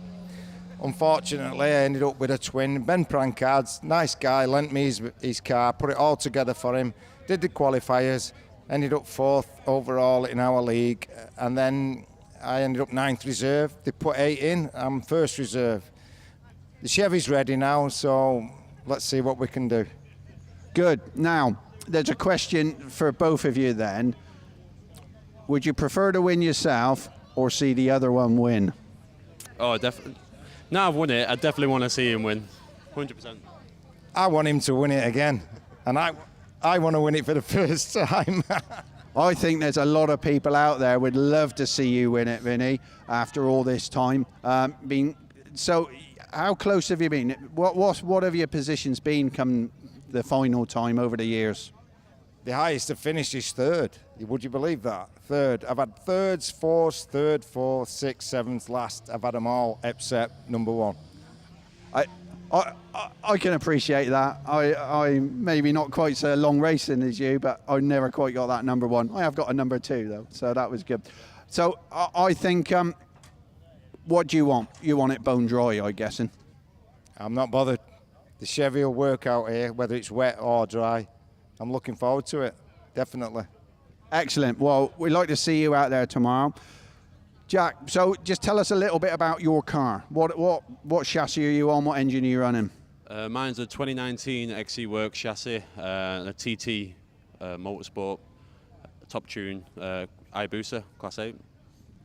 What sort of horsepower are we looking at, or is that like a secret? No, there's no secret. If anyone knows Mike Lyman, obviously there's no secrets with Mike anyway, so he'd tell you. But we have not actually had this one rolling roaded since they had it rebuilt, but I think it'd be over 200, 210, so 210 to 220, something like that. Which is a bit of a handful, so I can understand why in the dry it will be a bit more friendly, I guess. So, I mean, great. It would be really good for you to hold on to it. If you can't hold on to it, where do you think it's going to go? Where do you think that next quickest person is? I know it's hard to pull someone out of that 39. Yeah, it is. I would like to see Daz win it, in all fairness. There's a few lads out there that I think I'd definitely like to see. Obviously, I've pals with a lot of them. Dan Thomas, Mitch, I think they could all do it. I'd love to see George do it here. Again, obviously, it's his home ground, the amount of effort he's put in here with the rest of the team. It's just, I think that'd be the icing on the cake for him, but we'll see. You ask anyone on this field now, they could not confidently say who's going to win it, and that's the best thing about that class. I'd have to agree. Class 8, Class 7, it really is. I mean, 7, there's probably a handful of people you would say will win it. 8, it's 2 handfuls plus. So it's a real tough class. Down to 40 for this weekend when you're used to competing against 60 plus at BAS. So I think it will be a challenge. The top 40 cars are here, allegedly, this weekend. I'd like to see you get to that final again. Put the voodoo of 2019 away that you didn't make the final, and land it again. If you do, you'll be a super popular winner again. If you don't, we know that you'll be giving it your utmost. So best of luck for the weekend. Cheers. Thank you very much, and good luck to everyone else. Cheers.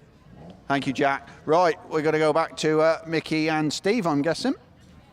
Thank you very much then, Mark. So yes, indeed. So yeah, we're looking forward to all the classes, but looking forward to Class 8. But we're going to go up 1 to Class 9, which will see Sean Power in YD97 defending, or looking to defend, his title. 213 Performance Limited, sponsors of Class 9, and we thank them and all of their other sponsors very, very much indeed.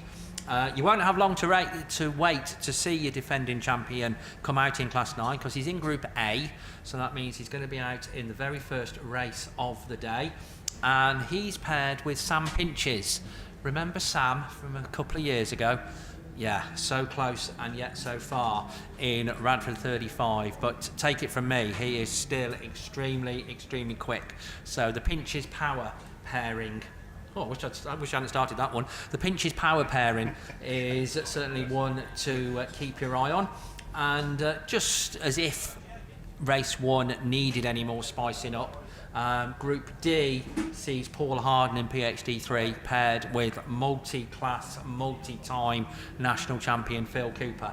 So he's going to be out in that one, along with one of the team Hollingsby that we were speaking to earlier on. So Class 9 certainly going to get off to a fair start.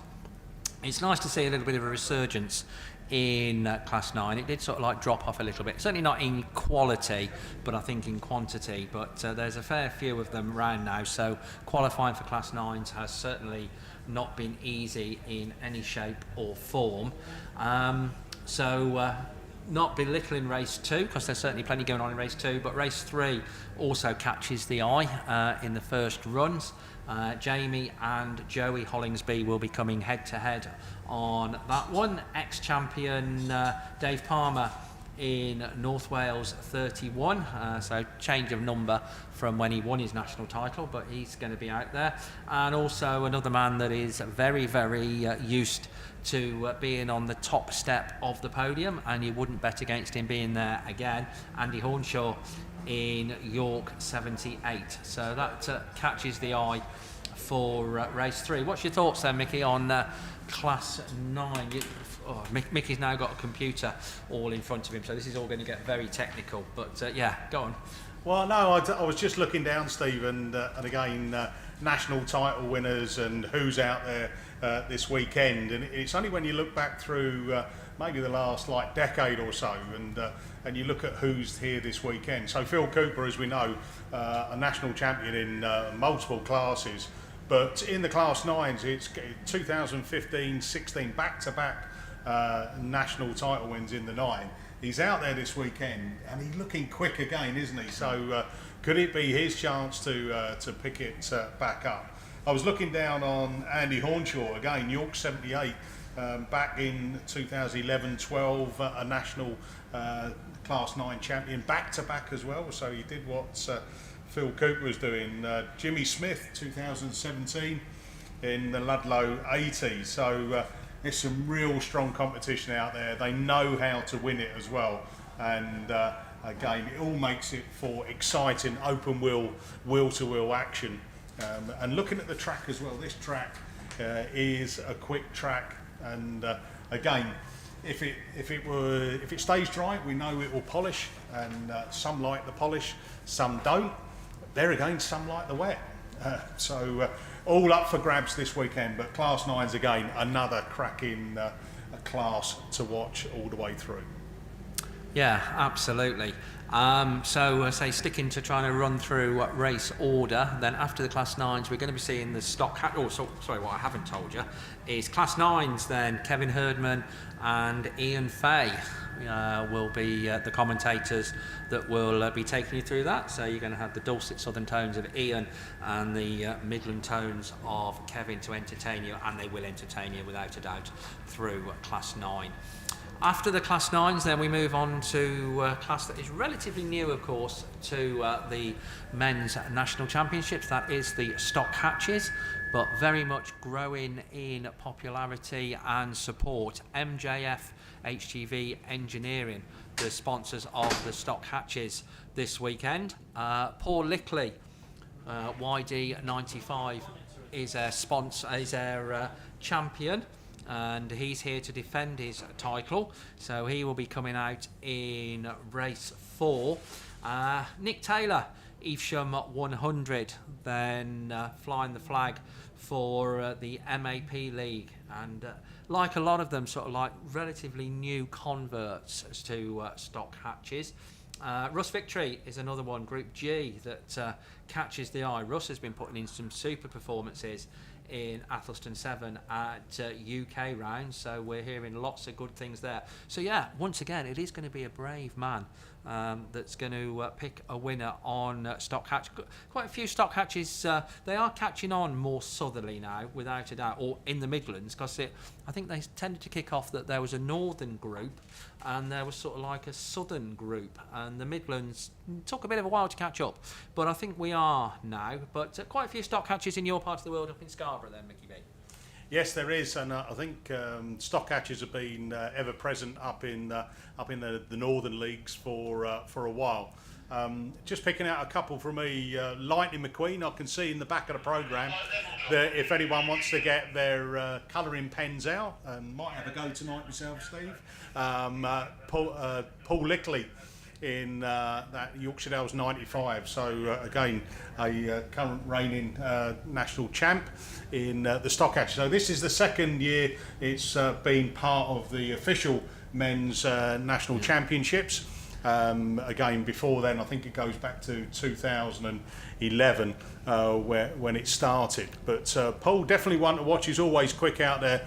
Someone that I've kind of picked out, he's coming out in Heat 1, Race 1 in Pairings A, and that is Scarborough 82, Casey Wing. Another lad that took a couple of years away from racing but has come back. You won't miss him because it's orange. So Scarborough 82, Casey Wing, I think it'd definitely be one to watch going through there as well. Again, looking down on some of the other lists there, I think York, the 222 Graham Slack, who's coming out in race 2. And Tony Staples now. Tony, Gorgeous George would have commentated on Tony many times in the Class 2. But Tony in the York 178 across over into the stock hatches, and always a good competitor as well. Pete Collins, Yorkshire Dales 110, don't dismiss him. He's out in race 3. Tony Watson in York 281. So another Watson's there heading into the stock hatch class as well. And then going into that final Heat 1 race 5, well, you know, the superstar racer, it is Yorkshire Dales 33 Phil Peake. Now, he knows how to win as well. Always a strong competitor, and I think he's been on a little bit of a salad diet as well, so power to weight ratio is going to work well this weekend. And finally for me, Scarborough 64, Chris Patterson has got a new car to boot. We saw him last year picking up a round 1 win at the BAStv, so he does know how to lead from the front. And again, but it will be close, fast, non-contact sport, lads. Remember that, non-contact sport. But I'm sure there's going to be some paint swapping along the way.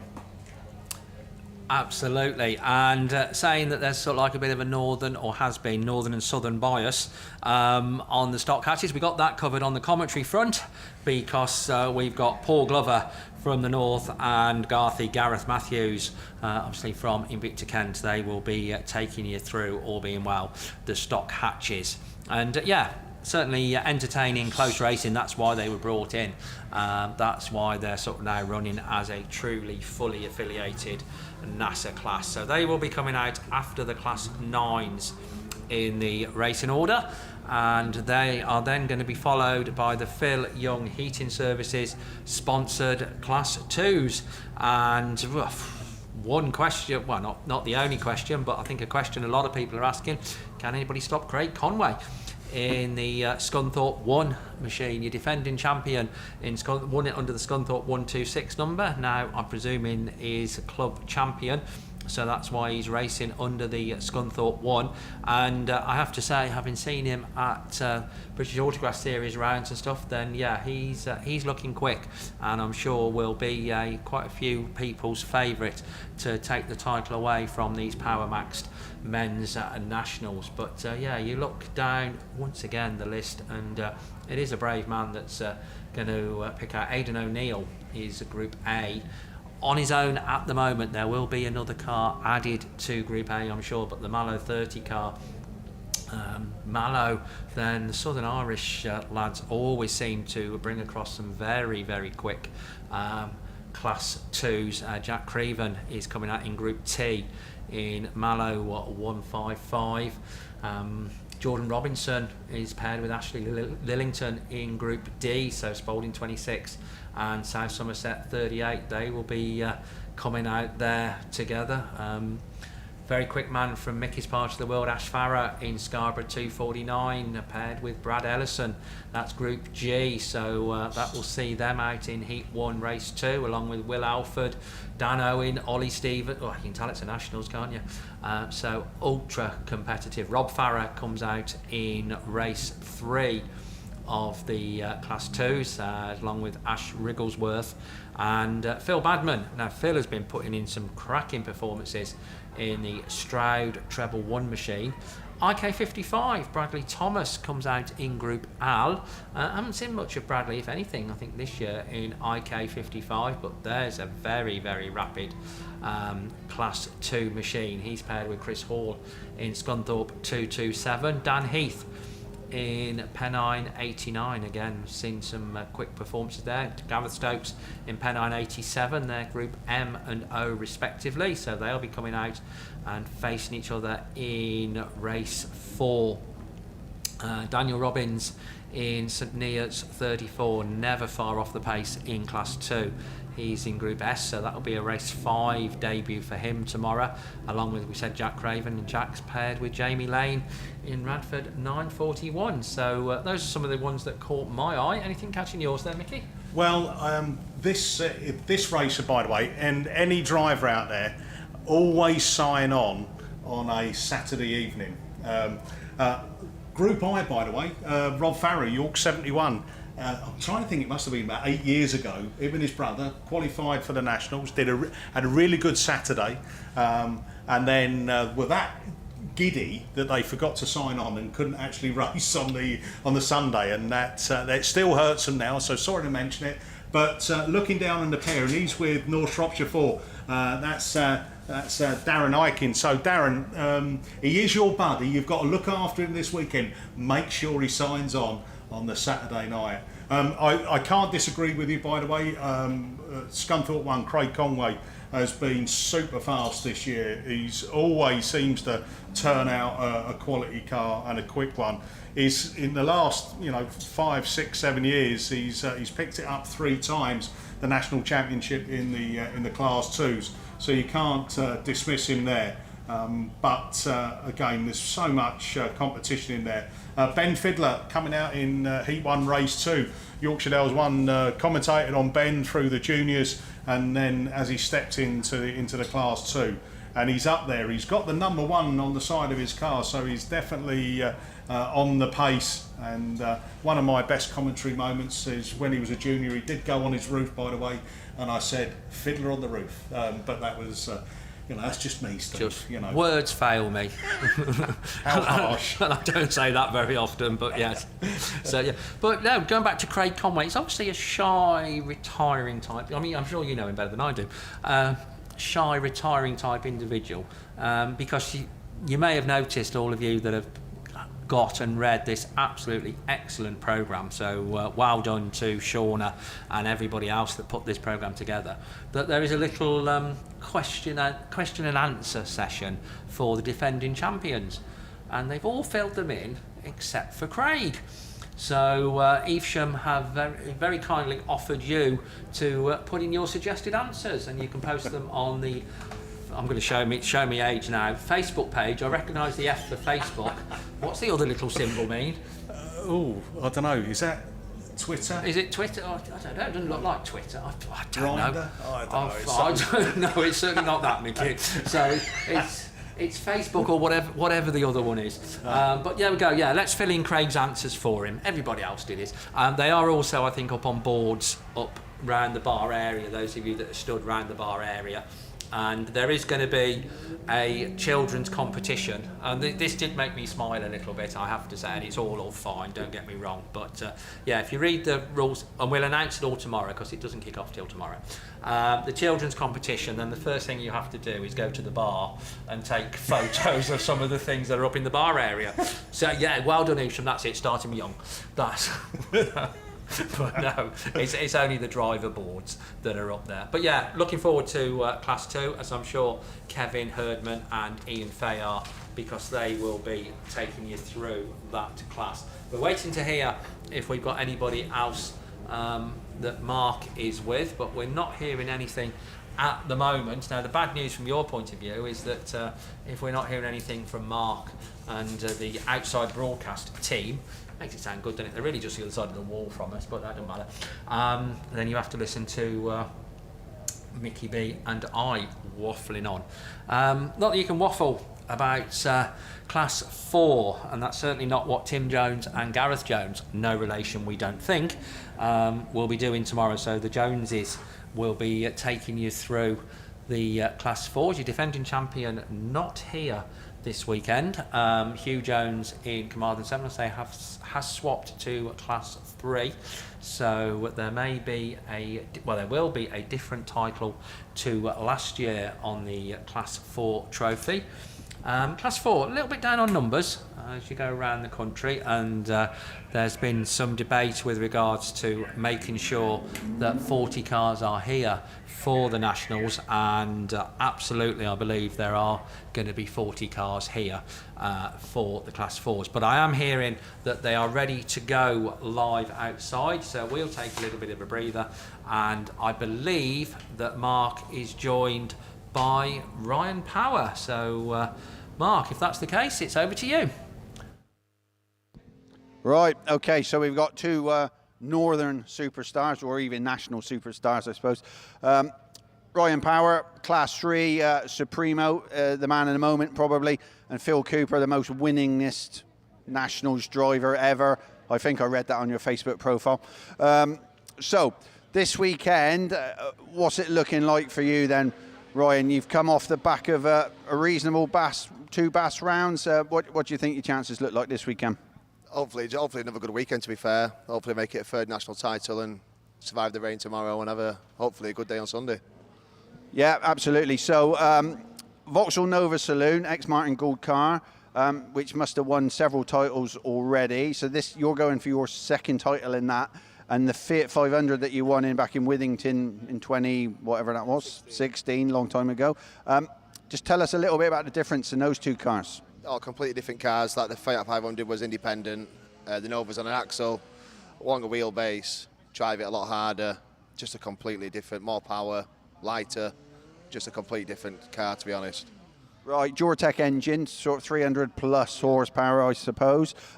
Phil, you're running Duratec as well in the Class 9, but of course we've got to speak to you because you're in Class 10 as well. So let's start with the Class 9. Just talk us through this season in Class 9. How's that gone for you so far? It's been tricky. Struggled at times. With the engine we had a standard cranking last year. This year it's been put to the proper crank.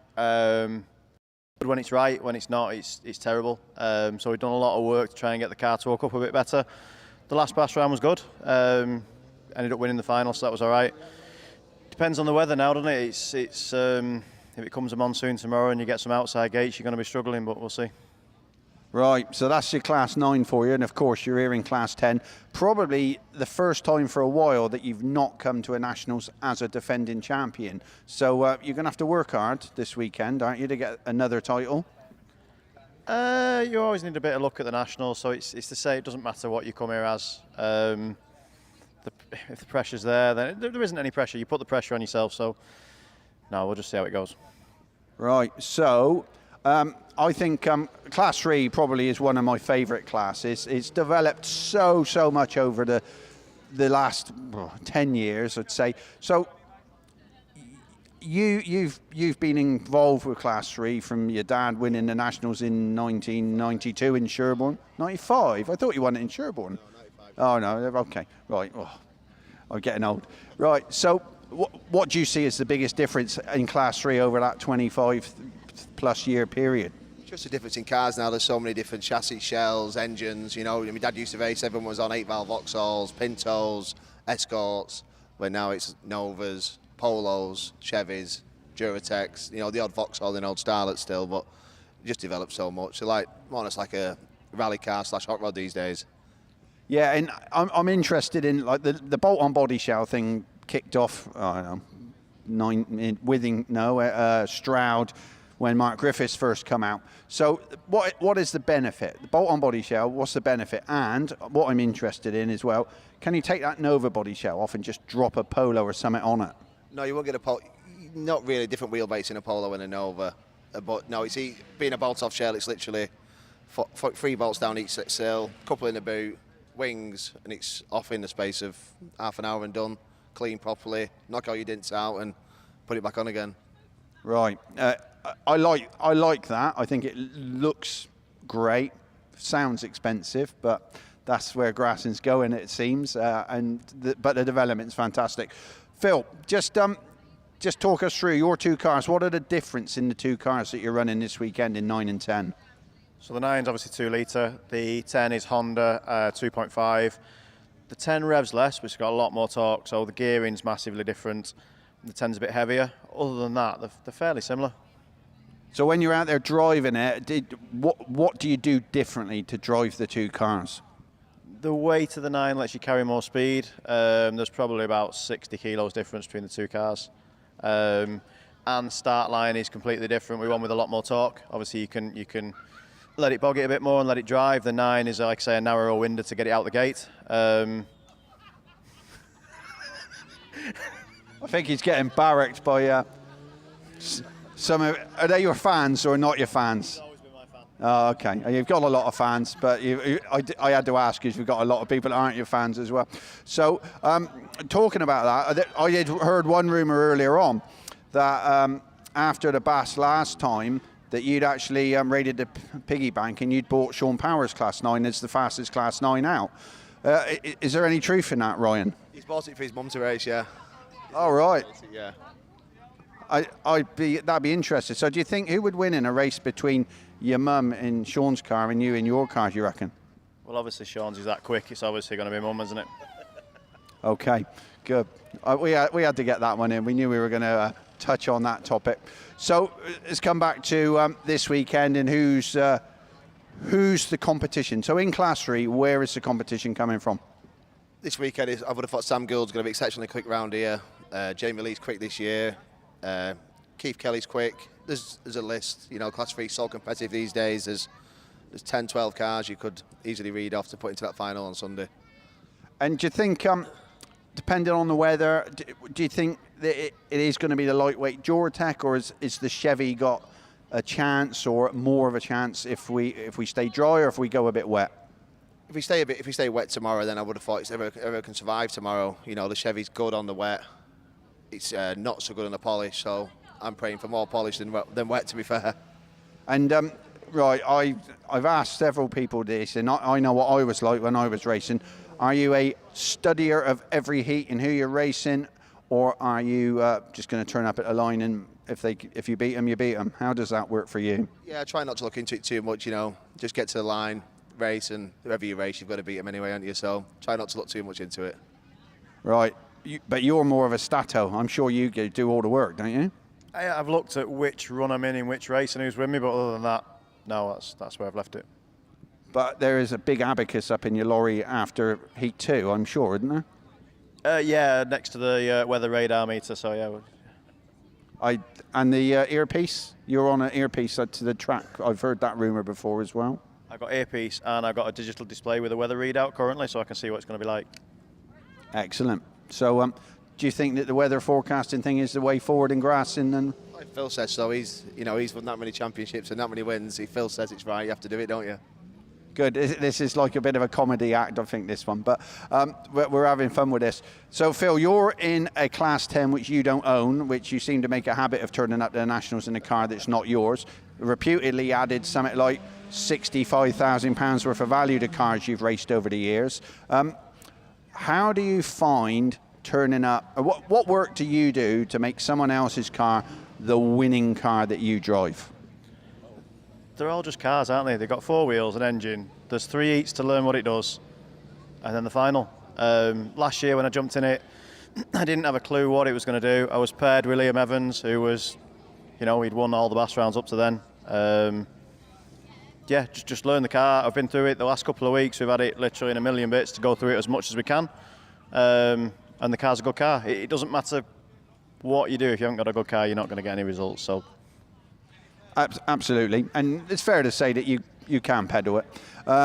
So this weekend, what does good look like for you? Because I've seen you with a bit of a sour face when you haven't won either class. So what is the right result for you this weekend? 2 wins. 2 wins in, yeah, I like that. 2 wins in Heat 1. Yeah, what about?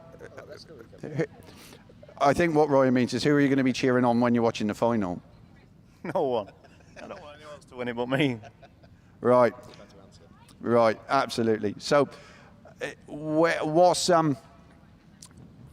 I want to talk a little bit about technical stuff if we can. So, we were talking a little bit about gearboxes. You've got a sequential box. You've got a sequential box in yours, Ryan. Yeah. So, just talk me through like race start and what you do up that first straight and during the race with that sequential. Basically got 4 gears, all depending, again, track conditions, what it's like. But tend to run 3 gears around here this weekend. 4th gear will be, like say, for your border counties tracks, etc. Just 1 start gear and 2 race gears, and after that. Tells him on the earpiece. Yeah. Oh, okay. So on and this is, I'm a little bit out of this technical stuff.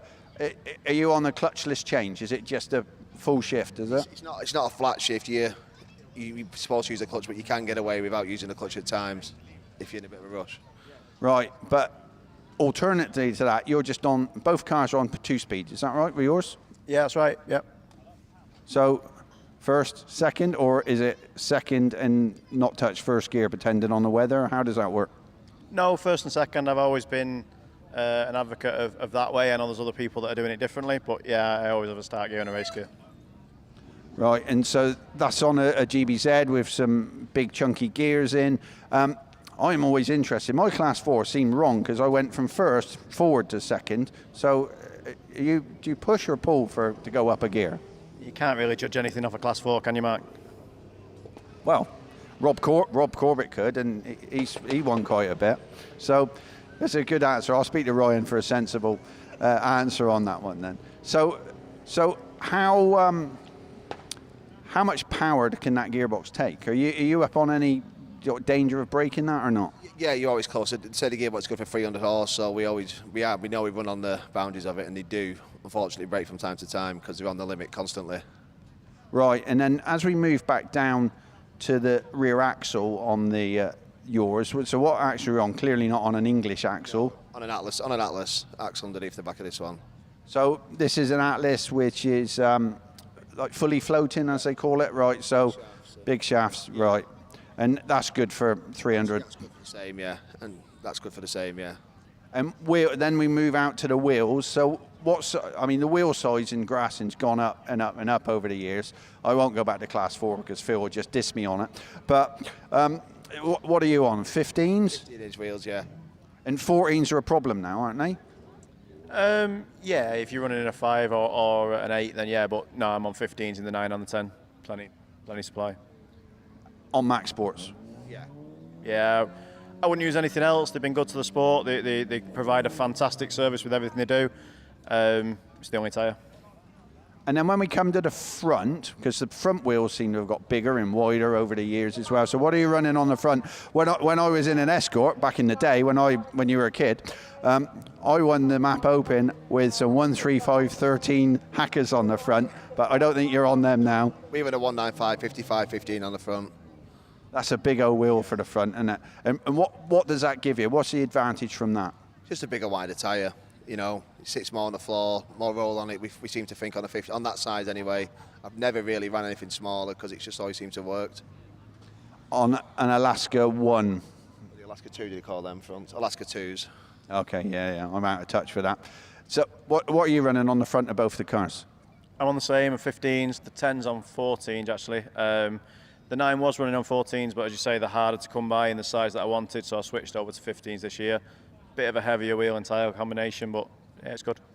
And while we're on it, and I'll bore everybody with all this techno garb, the wheels in Graston have gone mad. So what are you on? Super lightweight, these modular wheels, or what's your thoughts on that? I was on super lightweight wheels. I do run the beadlock force wheel on the front, the lighter one, but only looking for the weight rise, but they're not as strong as in a mini light wheel, which I run on the rear all the time now. And what are you running on your 2 weapons? I'm still on mini lights. I did look at the lightweight ones, but I watched Ryan wreck a few of them and decided I'd stick with mine. Right, okay. And you wrecked a few of Sean's last weekend at BAStv, I think, didn't you? Who? Yeah, that car. Did you?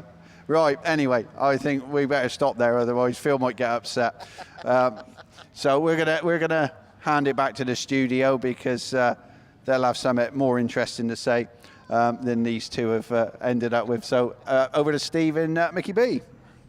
No, thank you very much. I think, yeah, prize of interviewees of the Nationals certainly goes to those two. So, yeah, all being well, if he's all in one piece, we will be back to Mark in a while. But thank you very much there to Ryan and Phil for that. Right, we were talking about Class 4, so just a little bit to round up on the Cotswold Coffee sponsored Class 4s. Once again, and this is just the way it falls, race 1 of Heat 1 pulls out a couple to keep an eye on. Group C contains your 2019 national champion. That's the Flying Imp of E220. I will put my neck on the block here and say there is no faster starting Class 4 out there than Darren Grasby in Evesham 220. Then it's sort of like sometimes does, sometimes doesn't get reeled in. But the interesting thing is 2019, of course, was the last time the Nationals were here at the John Wilkin Raceway. So, yeah, can Darren do it again on home territory? Joining him in race 1 is somebody that, once again, no stranger to the top step. Took it in 2018 and 2021. Interestingly, on home territory in both cases there, Adam Henley in York Treble 7. So they'll be up against each other in the first race of the Class 4. So that kicks off and will kick off Class 4 in some style, I think. And Tim Jones and Gareth Jones, as we say, will be taking you through that class, all sponsored by Cotswold Coffee. Fireman, Extinguisher and Safety Services are our sponsors of Class 6s, and once again Tim and Gareth Jones will be on duty for the Class 6s. One that catches my eye there is Evesham 152. We're not going through reserves and substitutes tonight because we just need to get them officially confirmed. But one I am going to mention is in Group D, so it'll be race 1 again. Evesham 152 should be piloted by Matt Manning. Matt unfortunately went and broke his wrist/arm at the last BAS round, so coming out of retirement. But hey, if you can have anybody coming out of retirement, get your dad to do it. Who knows how to pedal a Class 6? Mickey Manning, your class sponsor. So he's going to be out in Evesham 152. So he's been substituted into that. Group H catches my eye as well. Matt Scourfield in Yayton Sodbury 22, paired with Tristan Daniels in Tivy 36. So they'll be out in race 2. Your 2021 national champion, Darren Bryan, in Scarborough 41. He's paired with Darren Thomas in Tivy 66, Group Al. So they'll be in race 3. And your defending 2022 champion, Jordan Hampson in Pennine 70. He's paired with Martin Canning in Evesham 291 in Group T. So they'll be out in race 5. So they sort of miss each other a little bit in Heat 1, but Heat 2 brings together in race 4 Jordan Coupland and Mickey Manning, that's Group D, Matt Scourfield and Tristan Daniels in Group H, Darren Rees and Tom Pipe in Group P, and Martin Canning and Jordan Hampson in Group T. So looking ahead a little bit to Heat 2, that one could be a bit good. Anything catching your eye in Class 6 then, Mickey? Yeah, well, I would say I know from the pairing allocations that were given to the respective leagues, one thing that benefited the Scarborough Club, I think we've got 5 Class 6s that actually form the 40, which is really good, and it does bring out our former national champion Darren Bryan did it in 21, as you mentioned there, down at the York track as well, and that was it takes some handling that track. So I think Darren definitely has got his head on it this year. Off the pace a little bit last year, but back on it this year. Scarborough 76, James Armstrong is back. He's just recently become a father as well, and it seems to have done something on his racing, Steve. He's got quicker now. I'm sure his wife must be, or his partner, sorry, must be incentivising him. Every race win. So whatever she's offering, it's definitely working because he's picked up the pace there as well. I'm just thinking, sorry to interrupt there, but do you not have TV in Scarborough or anything? I don't think so. No. Well, there was a power cut, Steve. Asking. Had to make our entertainment. So you'll be pleased to know I stay away from Gilly. I can't afford any more. I bet not as pleased as Gilly will, but also coming out in that Heat 1 Race 3, an old-time campaigner, Scarborough 16, Annie Johnson. As we know, Hannah, now she's Hannah Thomas. It's strange, isn't it? When the lady racers get married and they change their surname, and it just takes a little bit to get used to. But Hannah, a former national champion, the ladies, shared that car with her dad. So let's see how he can pedal it this weekend as well. Andy Russell, IK 64, out in that race 4 as well, and then back over onto Heat 1 race 5. Another one of the Scarborough crew is Ryan Pallis, but he's paired in that pairing Q with Ben Gadsby in that Pennine 7. So some really top quality Class 6 racing going to come along. These front wheel drive guys will love it in whichever condition, and it really is a class to watch amongst others. So looking forward to the 6s, and probably one of the best photos. I know, and all you, the photographers that are going to be around the circuit this weekend, I know the people at home are going to watch some of it live stream. The people trackside are going to get it at the right heart of the action. But there was a picture that when Darren Bryan came round after winning into that first corner after he'd taken the checkered flag, and it was on, where everyone is going to be around the track, all the different leagues. The Scarborough crew were stood up, every one of them, arms held aloft, and just the joy on their faces. It's an absolute mint picture. So let's recreate that all through this weekend. Enjoy yourselves, that's the main thing. Yeah, absolutely. There's lots of things that make, and hopefully will continue to make, the Nationals absolutely unique.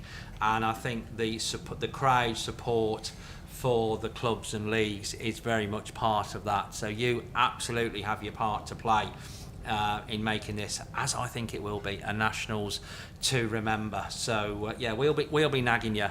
We've got Chief Nagger Herdman on duty this weekend. If anybody can wind a crowd up, then it's Kevin.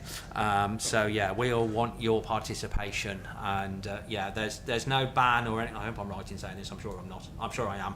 There's no ban on air horns or anything like that here. So you can make as much noise and as much cheering as you possibly can. We've got the grandstand here, so we're going to be expecting lots and lots of noise from that grandstand, and I'll tell you, if you do make noise down there, then it really can be felt all the way around the John Wilkin Raceway. So make sure that you buy into that and cheer the people on, absolutely, from your part of the world. I'll tell you what, and we can't tell you this, but Mickey B and I have been let into a secret. We know what the opening ceremony is going to be. Can't tell you. I thought Stringfellas had shut down myself, but I don't know if they cancelled your membership. I don't know. Do I? I'm on a 5-year ban, Steve. Don't worry.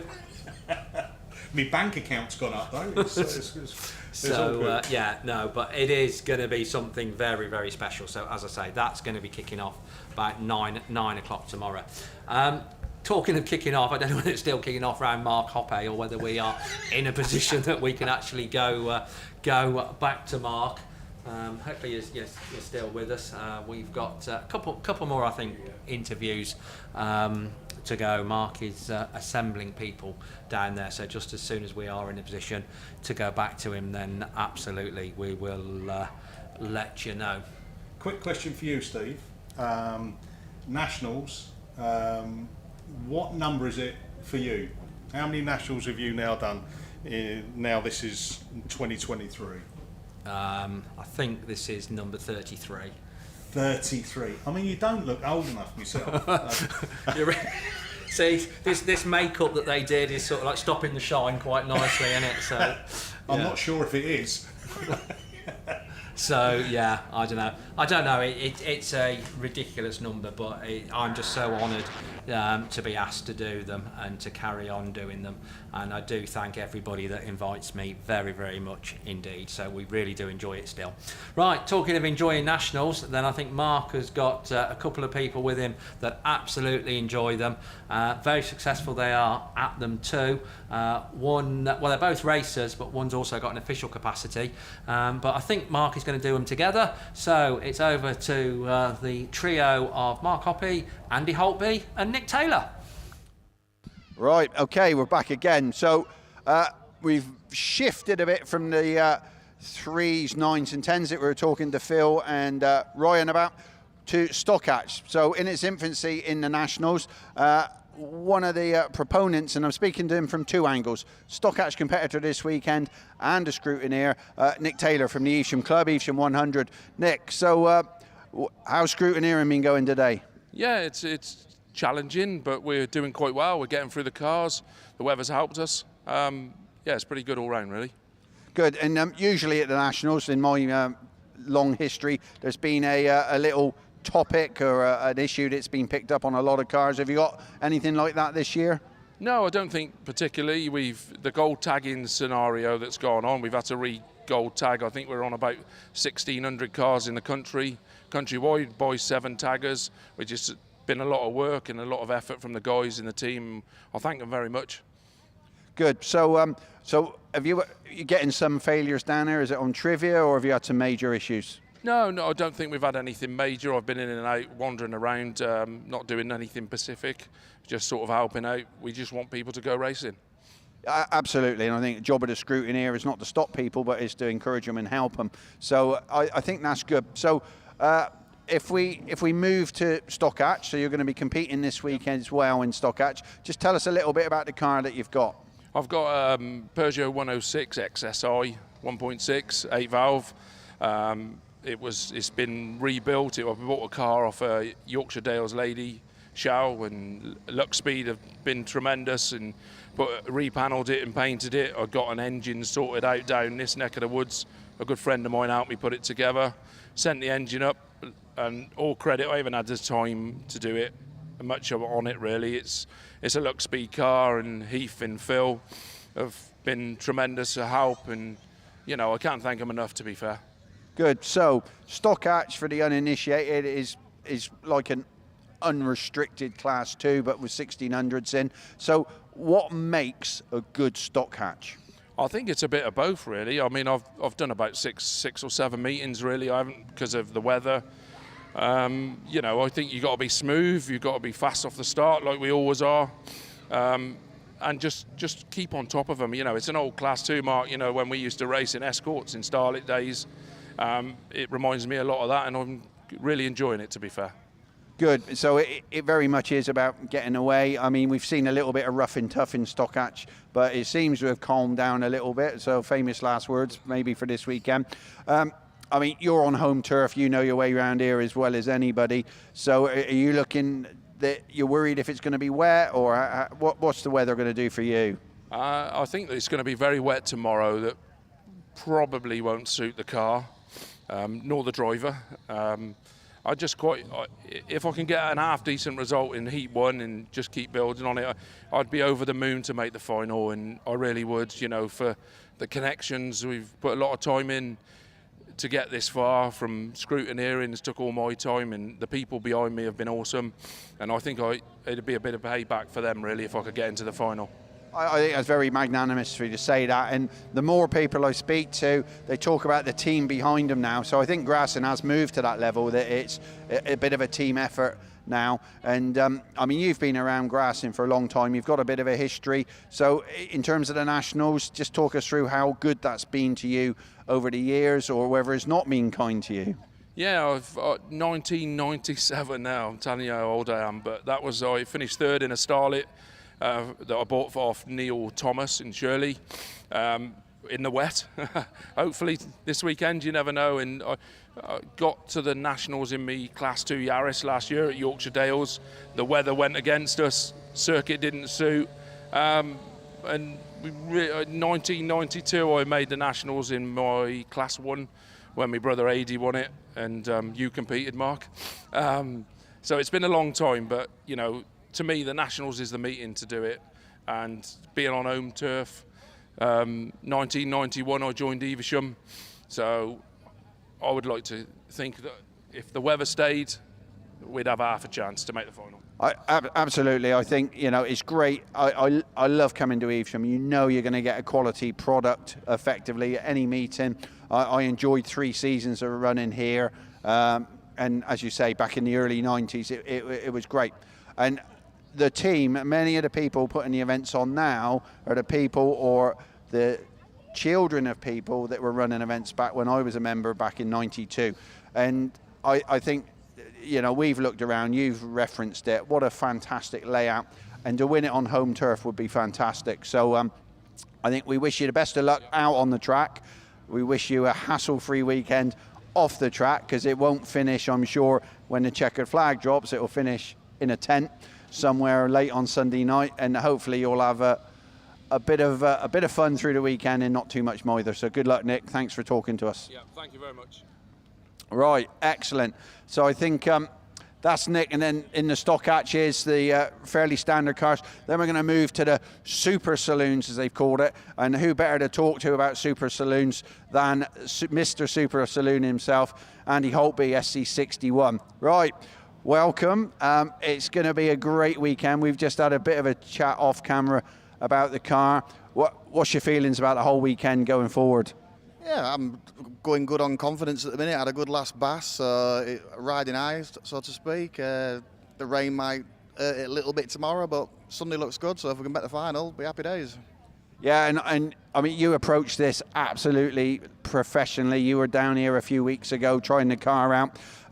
You reporting back that the car was good around here? Yeah, it was really polished then, and that's what I wanted, some polish testing, and the car was the best it's ever been on the polish, which is what I was trying to achieve, so yeah. Right, so polish is what you want this weekend. We want that sun to come out. I think it's going to be a fantastic weekend in Class 7. I spoke to Andy a little bit earlier just to talk that watching on YouTube during the season, I'm not seeing that super smooth style from Andy that we've been used to around the tyres. And we talked a little bit about why you can't just get that so much with the car. And just tell us why that's not happening for you. It maybe will do that, but because it's a big power car and it wants to be on the dirt is why I'm always like in lane 8 now if I can get there, and I want to ride the berm right around the outside, because that's where the car's best. It probably will run tight, but you've got to play it at its best game, which is in the dirt, so the rest I'll have to just try and deal with. Right, and you were saying to me that actually you come out of one corner, you plant your foot on the throttle, and it is still going. You're not hitting a limiter, and then suddenly you're at the next corner. So that must be an absolutely fascinating experience. And just, can you explain in any way the difference between like the V8 bike engines that you've had before, the twins, and that Chevy, how that just feels differently? The V8 bike stuff's really revvy, so it needs to be wound up all the time, where the Chevy will just pull from 2,000 revs and just pull right to the top. So it's got it like everywhere where you want it. So that's why it's so good, like in a straight line, and the power's just endless. So on that basis, and I don't know if you can even tell me this, so if you were to have a long enough straight to just keep it planted, how fast would that car be going? That would probably go 140 mile an hour, I would imagine, something like that. Right, and I was talking to Phil and Ryan a bit about gears and gearboxes, so just talk us through what gearbox or what method of getting the drive from that engine to the floor you got in the machine? I've only got a little GBZ 2-speed gearbox on it, to be honest, because I wanted the car to be light. Most of the time I was racing it in just one gear, but just recently I'm racing it in 2 gears now, just to get better starts and stuff like that. So it is quite a small gearbox for a big power car. And because you're punching out what sort of horsepower? It's 500 plus horsepower, so plenty. Yeah, so the spare box in the back of the van? Yeah, a few, yeah. Not hoping that you're going to use it. I thought it would have something more, I say, substantial than that. So, but yeah, so you talked about weight, which of course in grassing is one of the major things. So, if we can compare it to one of your twin or the V8 bike to the Chevy, what is the relative weight difference? Well, we got the Chevy to weigh probably what most of the twins are weighing, or like my old twin would weigh. And Chevys were renowned to be really heavy, and obviously the one I've got isn't heavy, but it's got small gearbox on and stuff like that. So you pay a bit of price there. But yeah, it weighs probably what all the twins weigh, to be fair. So it's not a heavy car. Right, and I'm amazed at the engineering, the quality of what the product that you've put out. You haven't got a new livery on for this weekend, have you? Yeah, I've got a new livery on, yeah. Right, I need to go and look at that. So tell us, what have you got this weekend? I've done it the same as Days of Thunder, the mellow yellow car. Right, okay. So chances are I might see you out in the middle for best turned out car tomorrow then, possibly, because always putting a fantastic effort in. So when you want to change the livery, is that just a body shell, or have you got chassis paint and everything in that?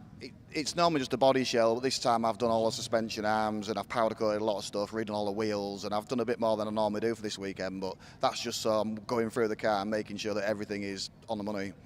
I mean, you put the effort into it, and I look at it, and we talked a little bit earlier about more and more grassers talk about the team behind them now, and it's become more of a team effort. How many hours a week are you putting in on the car to keep it to the level you run at? I work on it most nights, to be honest, a few hours probably most nights, and if I want to do even more, I'll take it to work and do a bit on it during the day as well, so I spend a lot of time on it, yeah. And so meeting to meeting, what does preparation look like between meetings? Mondays always get washed off, Tuesday we'd go a bit through it, Wednesday you're into getting tyres sorted, and nearly by Friday you're nearly loading back up for the next weekend, so it takes all week. It's a full-on effort, isn't it, for sure. And so then we touched a little bit with Phil and Ryan as well about wheels and that. So what are you on the super lightweight wheels, or what's your thoughts on wheels and wheel sizes? I run a billet wheel, an image wheel, which isn't that popular here. It does carry a bit of dirt, but it's a light wheel, and I run all the same wheels, I run all the same tyres, so I don't give myself any options to think, oh, I had the wrong tyre on or something like that. I just keep them all the same ones.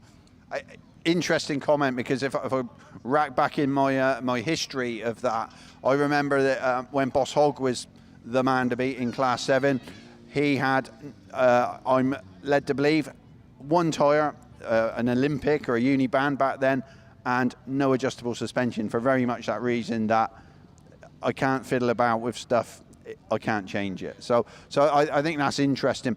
So where do you see this weekend your biggest competition coming from to stop you getting that 7th title in 11 years? Usual suspects be Cameron, Craig, Liam. The one that most people are making, the same people are making the finals at the minute, so it's them, yeah. And I've asked several of the people we've spoken to, are they statos? Are they studying who they're racing and looking who's where or what, or did you just turn up and race? I looked obviously who I'm paired with, and I looked at the first heat. I didn't look any further than that. The kids told me who I was racing in the other ones, but I didn't study it. It is what it is. Got to make the final. That's the aim. And absolutely. So who's the unlucky person you're paired with? He's from Wales. He races the UK round. Noddy, I think they call him. I've not personally raced him, I don't think. But yeah, he's quick. I've seen him on YouTube winning some UK stuff. Right, so challenge on there, and I think that we're going to look, aren't we, that is it going to be 8 mini pickups come final time, do you think? Yeah, definitely. Right, and it amazes me in the when I first was involved in grassing back early 80s that Bernie the Bolt in a V8 pickup, and then everybody moved away over those years from pickups, and now we're all back at pickup. So have you run any shout other than a pickup? No, when I started I had a mini pickup and there was probably only 2 or 3 I think in Class 7 at that point. But when I first went and watched grassing, I saw a mini pickup and thought, oh, they look really good, and yeah, so that's what I've had all the way through, yeah. And do you think, are people on pickups purely because of the weight? Because we talked earlier that 5 bolts, 6 bolts, whatever it is, and the shell's off. So does the body shell really make a difference? Maybe a little bit, but they're so you can buy them prefabbed, so they're easy just to put together rather than skinning a road car shell and having to mess around doing all that. So easy is probably a lot of it, but yeah, they're easy to work on obviously as well. Yeah, I mean, the days of scraping the dirt out and trying to stretch your arm up inside the arch is gone because the body shell's off and it's jet washed off, I guess, and it's easy peasy. So I like that. Class 7, I mean, Super Saloons is going to be chaotic. I'd like to think that it stays dry because I think we'll see the best action in the dry. So when you go out tomorrow morning and it has been raining and the 1s, 3s, 5s have been out and scraped some dirt up, what lane will you be looking to go for? Where's your preference? You touched on grid 8 earlier, but I'd be interested what your thoughts are. Yeah, if it were really wet, I'd probably be going for the inside. It depends how much dirt builds up on the outside of the track, because like the last wet meeting we have, when the dirt's real deep, it sucks you into all that and you can't get out. So it might be around the inside. Right, okay. And so we touched a little bit about pairings and that, and the kids have told you who you're racing. So do you race Cam or Craig or Liam in the heats? I don't race Cam. I think I race Craig, and I'm not sure about Liam. So I know I don't race Cam. Right. So it could be an opportunity. So I was surprised. I mean, time's flying by. You said you've been grassing 11 years now, and of course come from a family of grassers. And your dad was national champion back in '95, I think it was, top of me head. But 6 titles in 11 years is a phenomenal achievement. And I mean, many people talk about Gerald Brace being like the ultimate, that he took 6 Class 8s in a row, but 6 in 11 years in modern grassing is fantastic. I think you've really got a strong chance of taking it to number 7 this weekend. There's probably 8 or 10 others that are saying, no, that's going to be mine. I couldn't get them to come and speak to me about their chances, interestingly enough. And I would have liked to have spoken to Craig and Cam Mills about their thoughts, their different style of cars. But maybe they will. Maybe we'll catch them over the weekend. But I think all we can hope for when Class 7 comes out and everybody goes trackside, you have a great weekend. We have some fantastic racing, and I'm sure on Sunday afternoon we'll see a worthy winner, and that might well be you. So good luck. All right, thanks, Andy. Right, we're going to go back to Steve and Mickey B. I think I've got a couple more classes to take you through, and we'll go from there. Thanks very much then, Mark. Yeah, we've actually just got Class 10 to go through, and then I know you've got one more pair of interviews lined up, so we will be back with you very shortly. Budget Waste Management then sponsored Class 10. It's going to be the last class that we're going to see across the weekend, but is going to be well worth waiting for, without a doubt. The Unlimited CC Super Single Seaters. So Budget Waste Management picking a good class, absolutely, to sponsor. So yeah, looking down the first run of races, which is what we've tended to be doing. Then Group D catches the eye in race 1. Liam Evans in 2013, so 10 years ago, would you believe it, was your Class 10 national champion. Of course, he is your current Class 7 national champion. And yeah, would you bet against a double this year? Yeah, be a brave man. So yeah, Liam's going to be out in the first race. Group E brings out, Race 2 brings out Group E. That's going to bring out Lee Seagreaves, champion in 2011, 2016. And Group H also going to be in that race, your current defending champion. No disrespect, probably shook a little bit of a few people last year, but hey, they're going to be ready for him this year. Nigel Beard in Gloucester 87, Andy Hornshaw paired with him, so they'll be racing each other all weekend in Group H. Race 5, then we'll jump to Group S, and we've heard from him getting the better of Mark earlier on. Phil Cooper racing the ARC 33 number, your champion in Class 10 in 2014, 2017, 2021, and also one particularly to mention, 2019, because if you remember, if you've been paying attention, 2019, the last time we were here for the National Championships at the John Wilkin Raceway. So Phil took it on this very venue. So what do you reckon of his chances of doing likewise this time around there, Mickey? Well, I think he's got every chance there. I know there is one Class 10 racer that I know is a crowd favourite. I think it's just because he drives on the edge all the time, and that is the York 40 Wes Tinker Machine. And I know that there's a lot of people that would back him to pick up that title, get through this weekend. Will the conditions play a part in how some of these open wheel specials perform? I would say yes, if it does get really wet. But as we've said before, Steve, we've got to drive to the conditions, and then it's up to who can accumulate the most points and get into that top 8. No semi-finals. It's a straight shootout to get to the top 8, and everyone has got a chance. I said, you mentioned there Lee Seagraves there in the ARC1. I'm sure he'll want to get himself back up onto those podium steps as well come Sunday evening. And there's some lads out there that will be looking to put on a show as well. They've earned their right to get through here.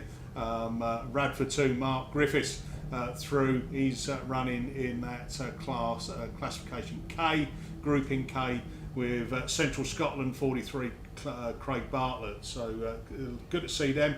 And then moving in Heat 1 race 4, Lewis Riley in the Scarborough 88 in that powerful Class 10. And again, it's always good to see when you get club racers that really enjoy their racing get their chance to come and race at a Nationals, and that definitely is with Scarborough 1, Pete Nicholson. He's in the red machine. We'll see how he gets on this weekend. And then another Cooper, and that is that Yorkshire Dale 17, Gareth, this time out in pairing R. He's alongside that Richard Morehouse in the Scunthorpe 101. So I know we can't get to mention everyone, but I'm just going to do a quick mention to the programme. I think it's absolutely one of the best programmes that has been produced for a Nationals. I think it's really good quality. Well done to everyone involved, and for everyone out there that's come through the gate, you'll be able to read all of the runners and riders. There are going to be a few reserves that manage to get through in the morning, no doubt, and anyone that does get through there, then obviously the Lord Almighty has been looking down on you, so keep going to church. Just like we do. So yeah, one that we know of in Class 10, but I don't know who he's replacing, but we have heard that he is in Vinnie Gibbons. So yeah, you're talking about drivers that can drive in any conditions, and he certainly ticks that box. So yeah, Leewood 170, Vinnie Gibbons. Ben Herdman, to give a mention to, Radford 207, took a good win at the last BAS round up at Yorkshire Dales in what were wet conditions at some point. So yeah, he's timed it and coming to form at just the right time. So yeah, Class 10, always a crowd pleaser, and it's Russ Thompson and Archie Lewis that will be taking you through Class 10 on the commentary front. We mentioned one of the Class 10 drivers earlier on. Now, if my list and everything is to be believed, that gentleman is going to be with Mark Hoppy. We're just waiting for clearance that they are good to go for the last of our live interviews. We planned this to last about an hour, so we have sort of like, as is our want, I think, waffled on a little bit, but hopefully not for too long, and yeah, it's kept you entertained. But as I say, we have got one live interview, I think, still to go out there with Mark. He's been doing a sterling job, but we're not quite sure that he's ready yet. So yeah, big thank you to all of our sponsors, as we keep saying, and Power Maxed, certainly our sponsors here overall this weekend. We've also got sponsors on all of the turns and the grandstand. Then we mentioned earlier on, we're expecting lots and lots of noise from the grandstand, jointly sponsored by PBP and Eat Well at Dodwell's, our caterers that are here. So I tell you, if you're feeling peckish now, it's tea time, isn't it? Then certainly we can keep you fed and watered all weekend, courtesy of Dodwell's and a fine array of catering vans that are situated all round the raceway. Turn 1 then sponsored by Holt Biz Motor Repairs, so a big thank you to them. And Turn 2, FW Graphics and D&D Transport, sponsors of the start line. Right, as promised then, we're now going back over, I think for the final time on this little introductory slot, back over to Mark Hoppe, who, if what the information I've got is correct, has got with him our current champion of champions. Let's hear from Liam Evans. Right, okay, so we carry on the Class 7 theme. Interesting talking to Andy. We move to Liam Evans, last year's champion of champions from the Class 7. First Class 7 technically to ever win the Champ of Champs. Right, so the question, let's go straight with the first question. Can you do it again this year? I don't see why not. Right, okay, he's a confident man. Good. So what are you racing in this weekend? The 7 and the 10? Yeah, both cars this weekend, 7 and 10. Obviously, I automatically qualified in the 7 and qualified in our home league for the 10. Okay, so if you had to win in one of them, what one would you want it to be? Probably the 7. Is that because it'll add some value to it because you're selling it? Yeah, probably, yeah. But I think when you see Class 7 come to the start line, everybody flocks to the side of the track. And I think it would just be that little bit more special in the 7. Not that I wouldn't like to do it in the 10, because I would, but yeah. Or you could go for both. Yeah, we'll certainly be trying for both. We'll certainly be trying. Well, you've done both before at the BAS. You won 7 and 10 at the Shropshire last year. So you certainly do that. Just talk us through a little bit. We spoke to Andy a bit about the effort it goes into running his car.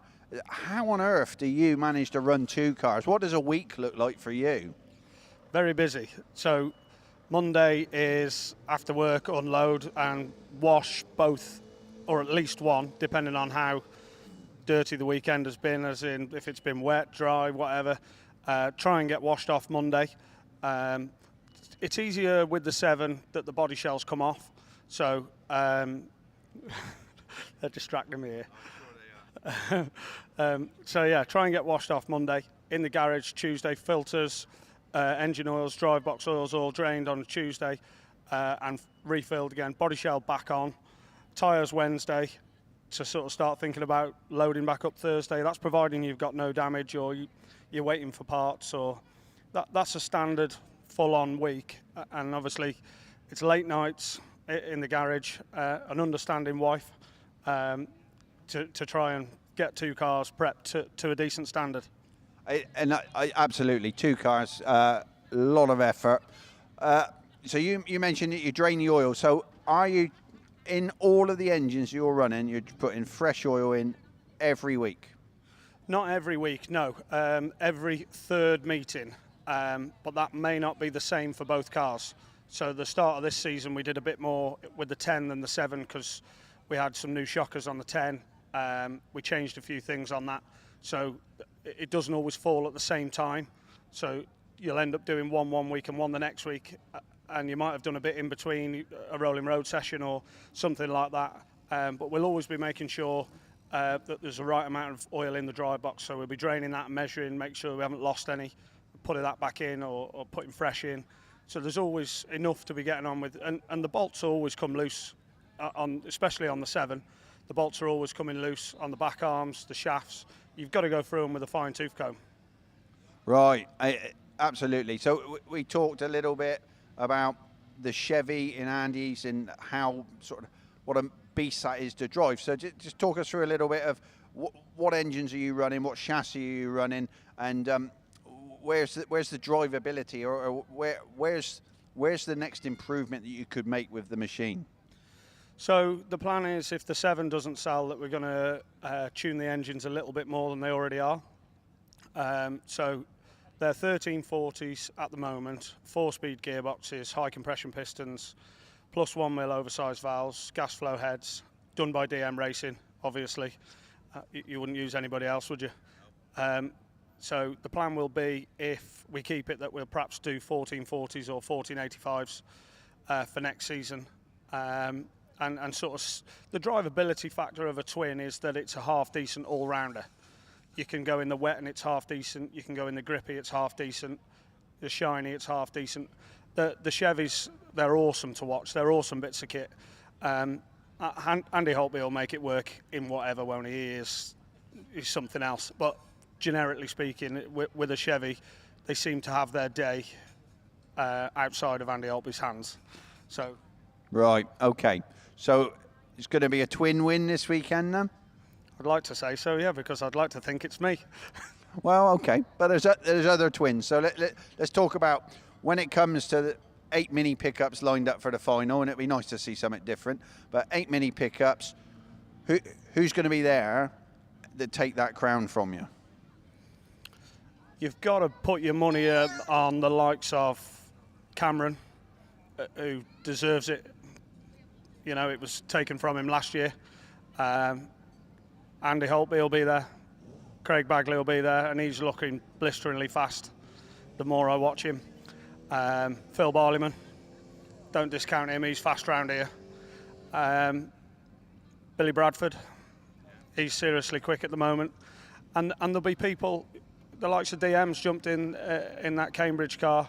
There'll be people like that slot themselves in there unexpectedly to some people that have not seen them up and down the country every weekend in BAS finals and in UK finals. There'll be people that we haven't seen. Colin Reed's flying, look at him last time around here. If I picked 8, I could probably pick another 8. Absolutely, and I think that is the depth of quality in Class 7 that we're seeing.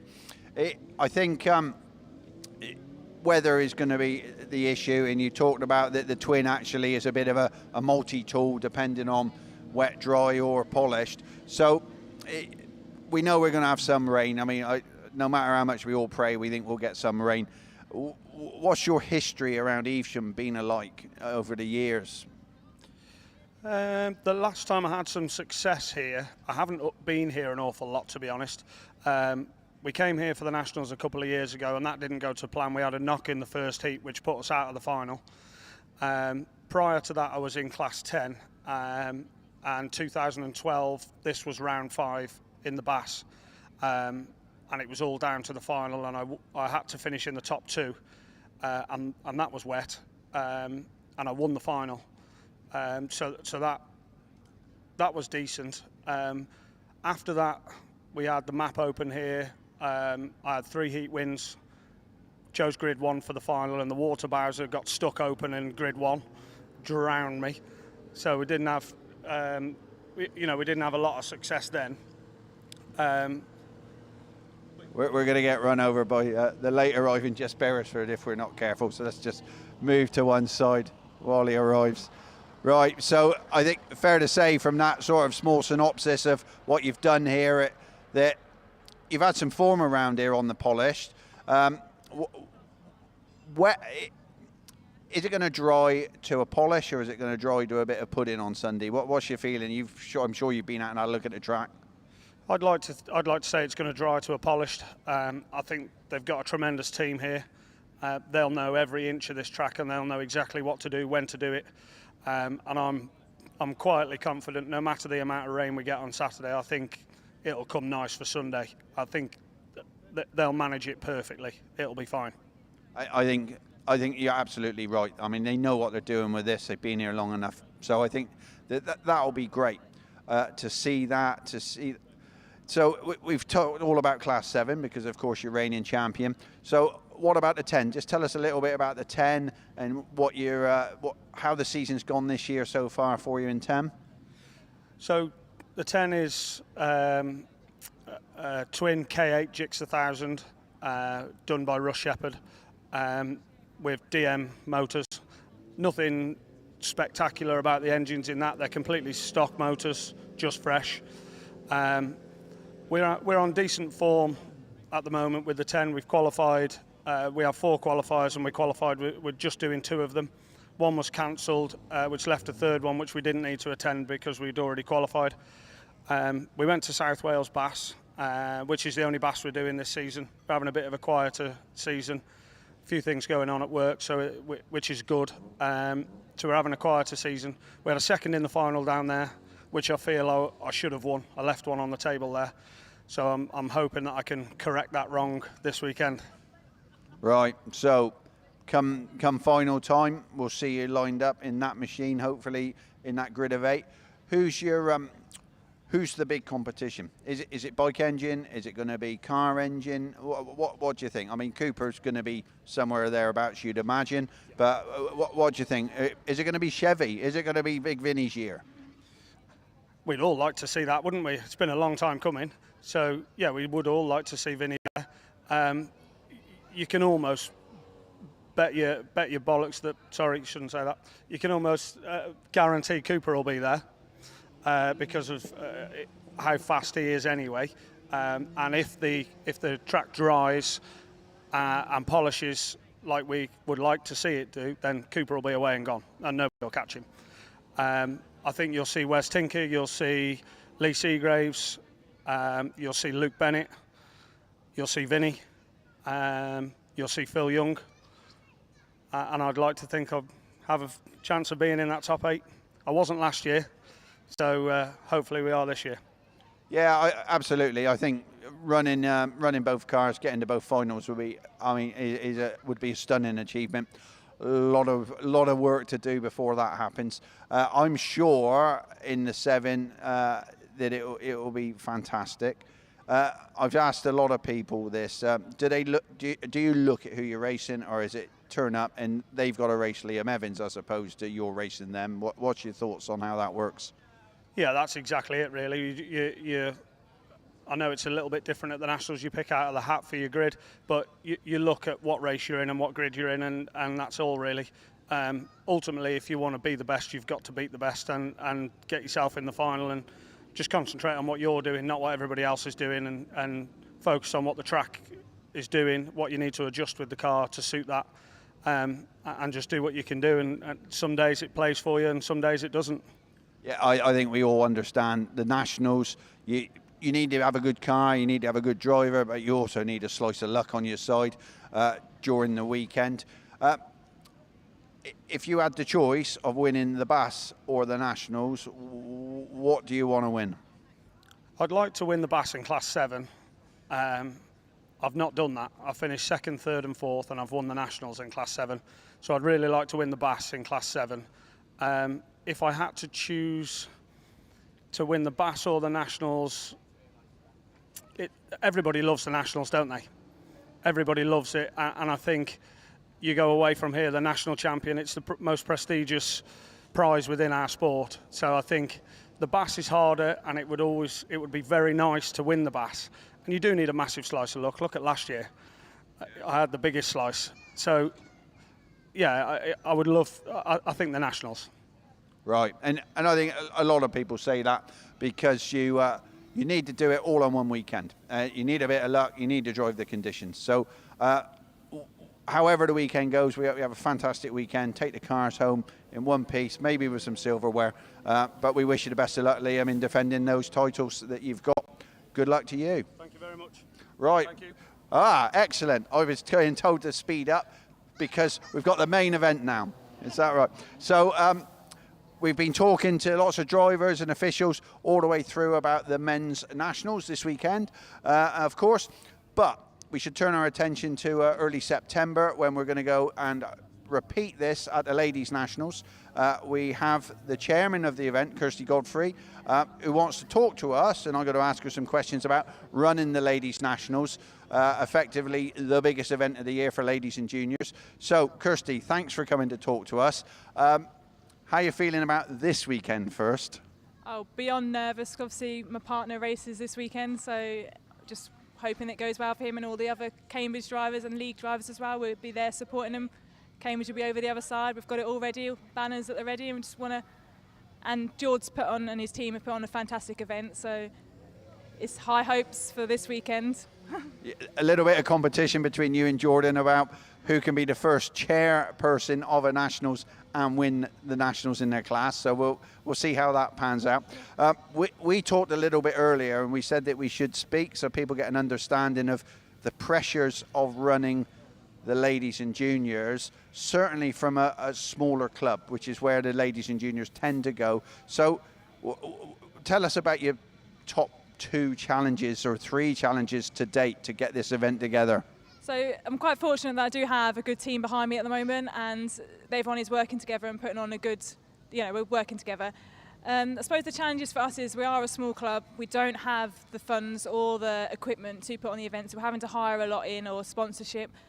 So yeah, it's just tough to work together and and keeping the atmosphere good, because obviously this is an incredible event, and unfortunately the Ladies and Junior Nationals are I don't know what the right word is for that, but they're not quite the same level as the men's. Not quite so well supported, yeah. And we talked about that earlier, and I think it's fair that people should get a feel that Evesham have run so many big meetings. They run a quality product so people come, but that gives them a real strong foundation.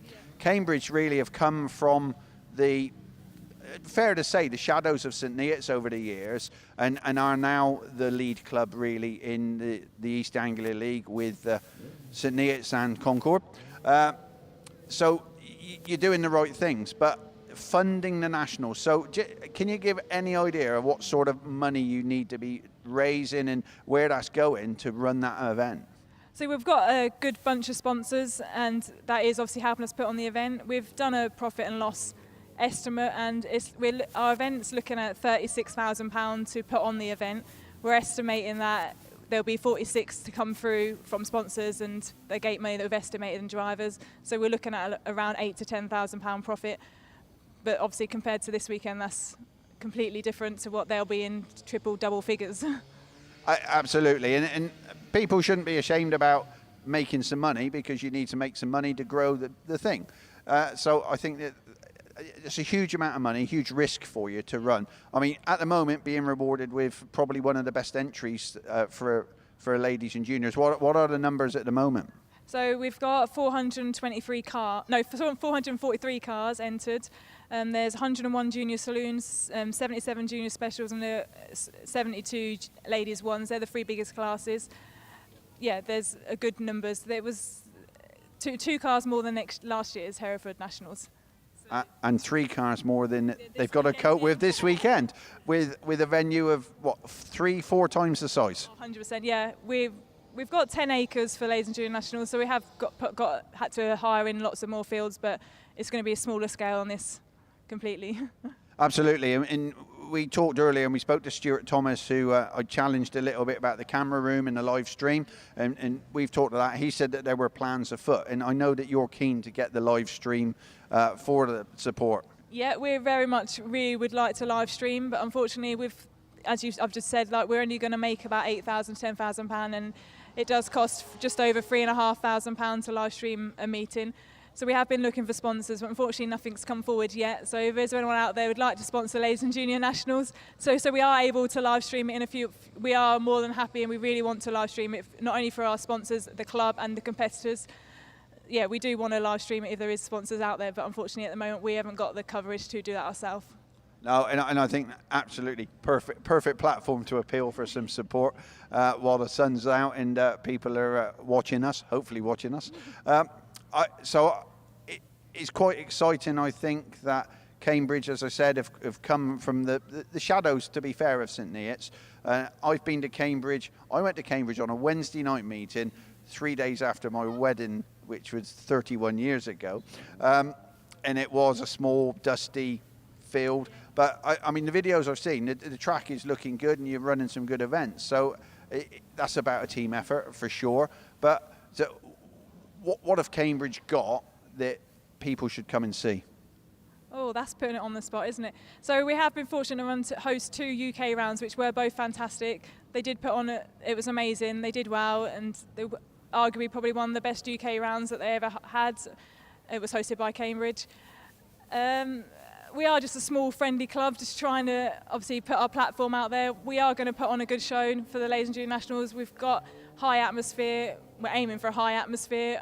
The run-up on social media is well in full swing. And we're just aiming to obviously make sure everyone has an enjoyable weekend. That's our aim.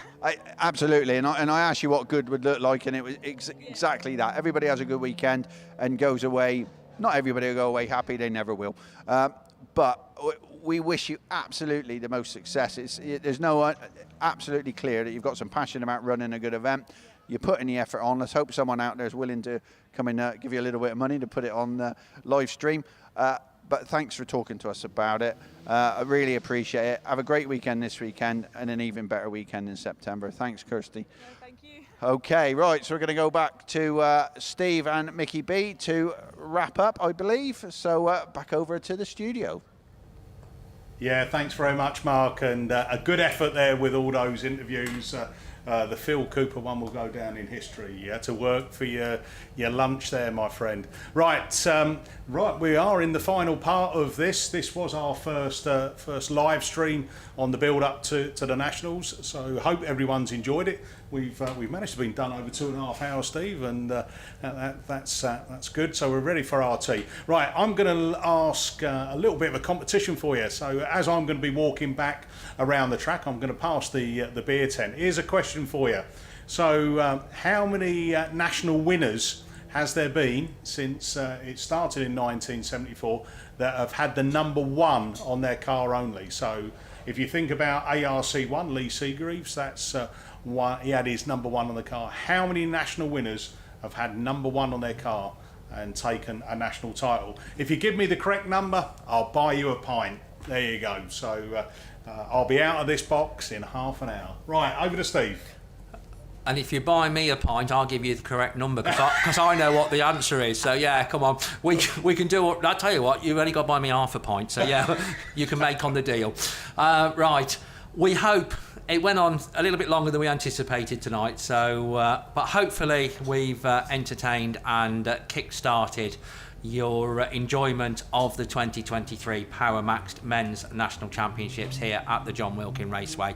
We thank you very much indeed for your support this evening. We look forward to the weekend, whatever the weather may throw at us.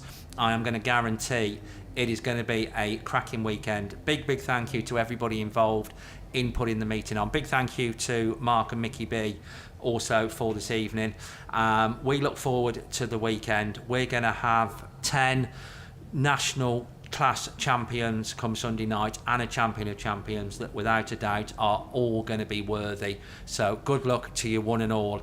But from all of us here on this Friday evening, the eve of the 2023 Power Maxed Men's National Championships, from Mickey, from Mark and from myself, Steve Langley, thank you very much and good evening.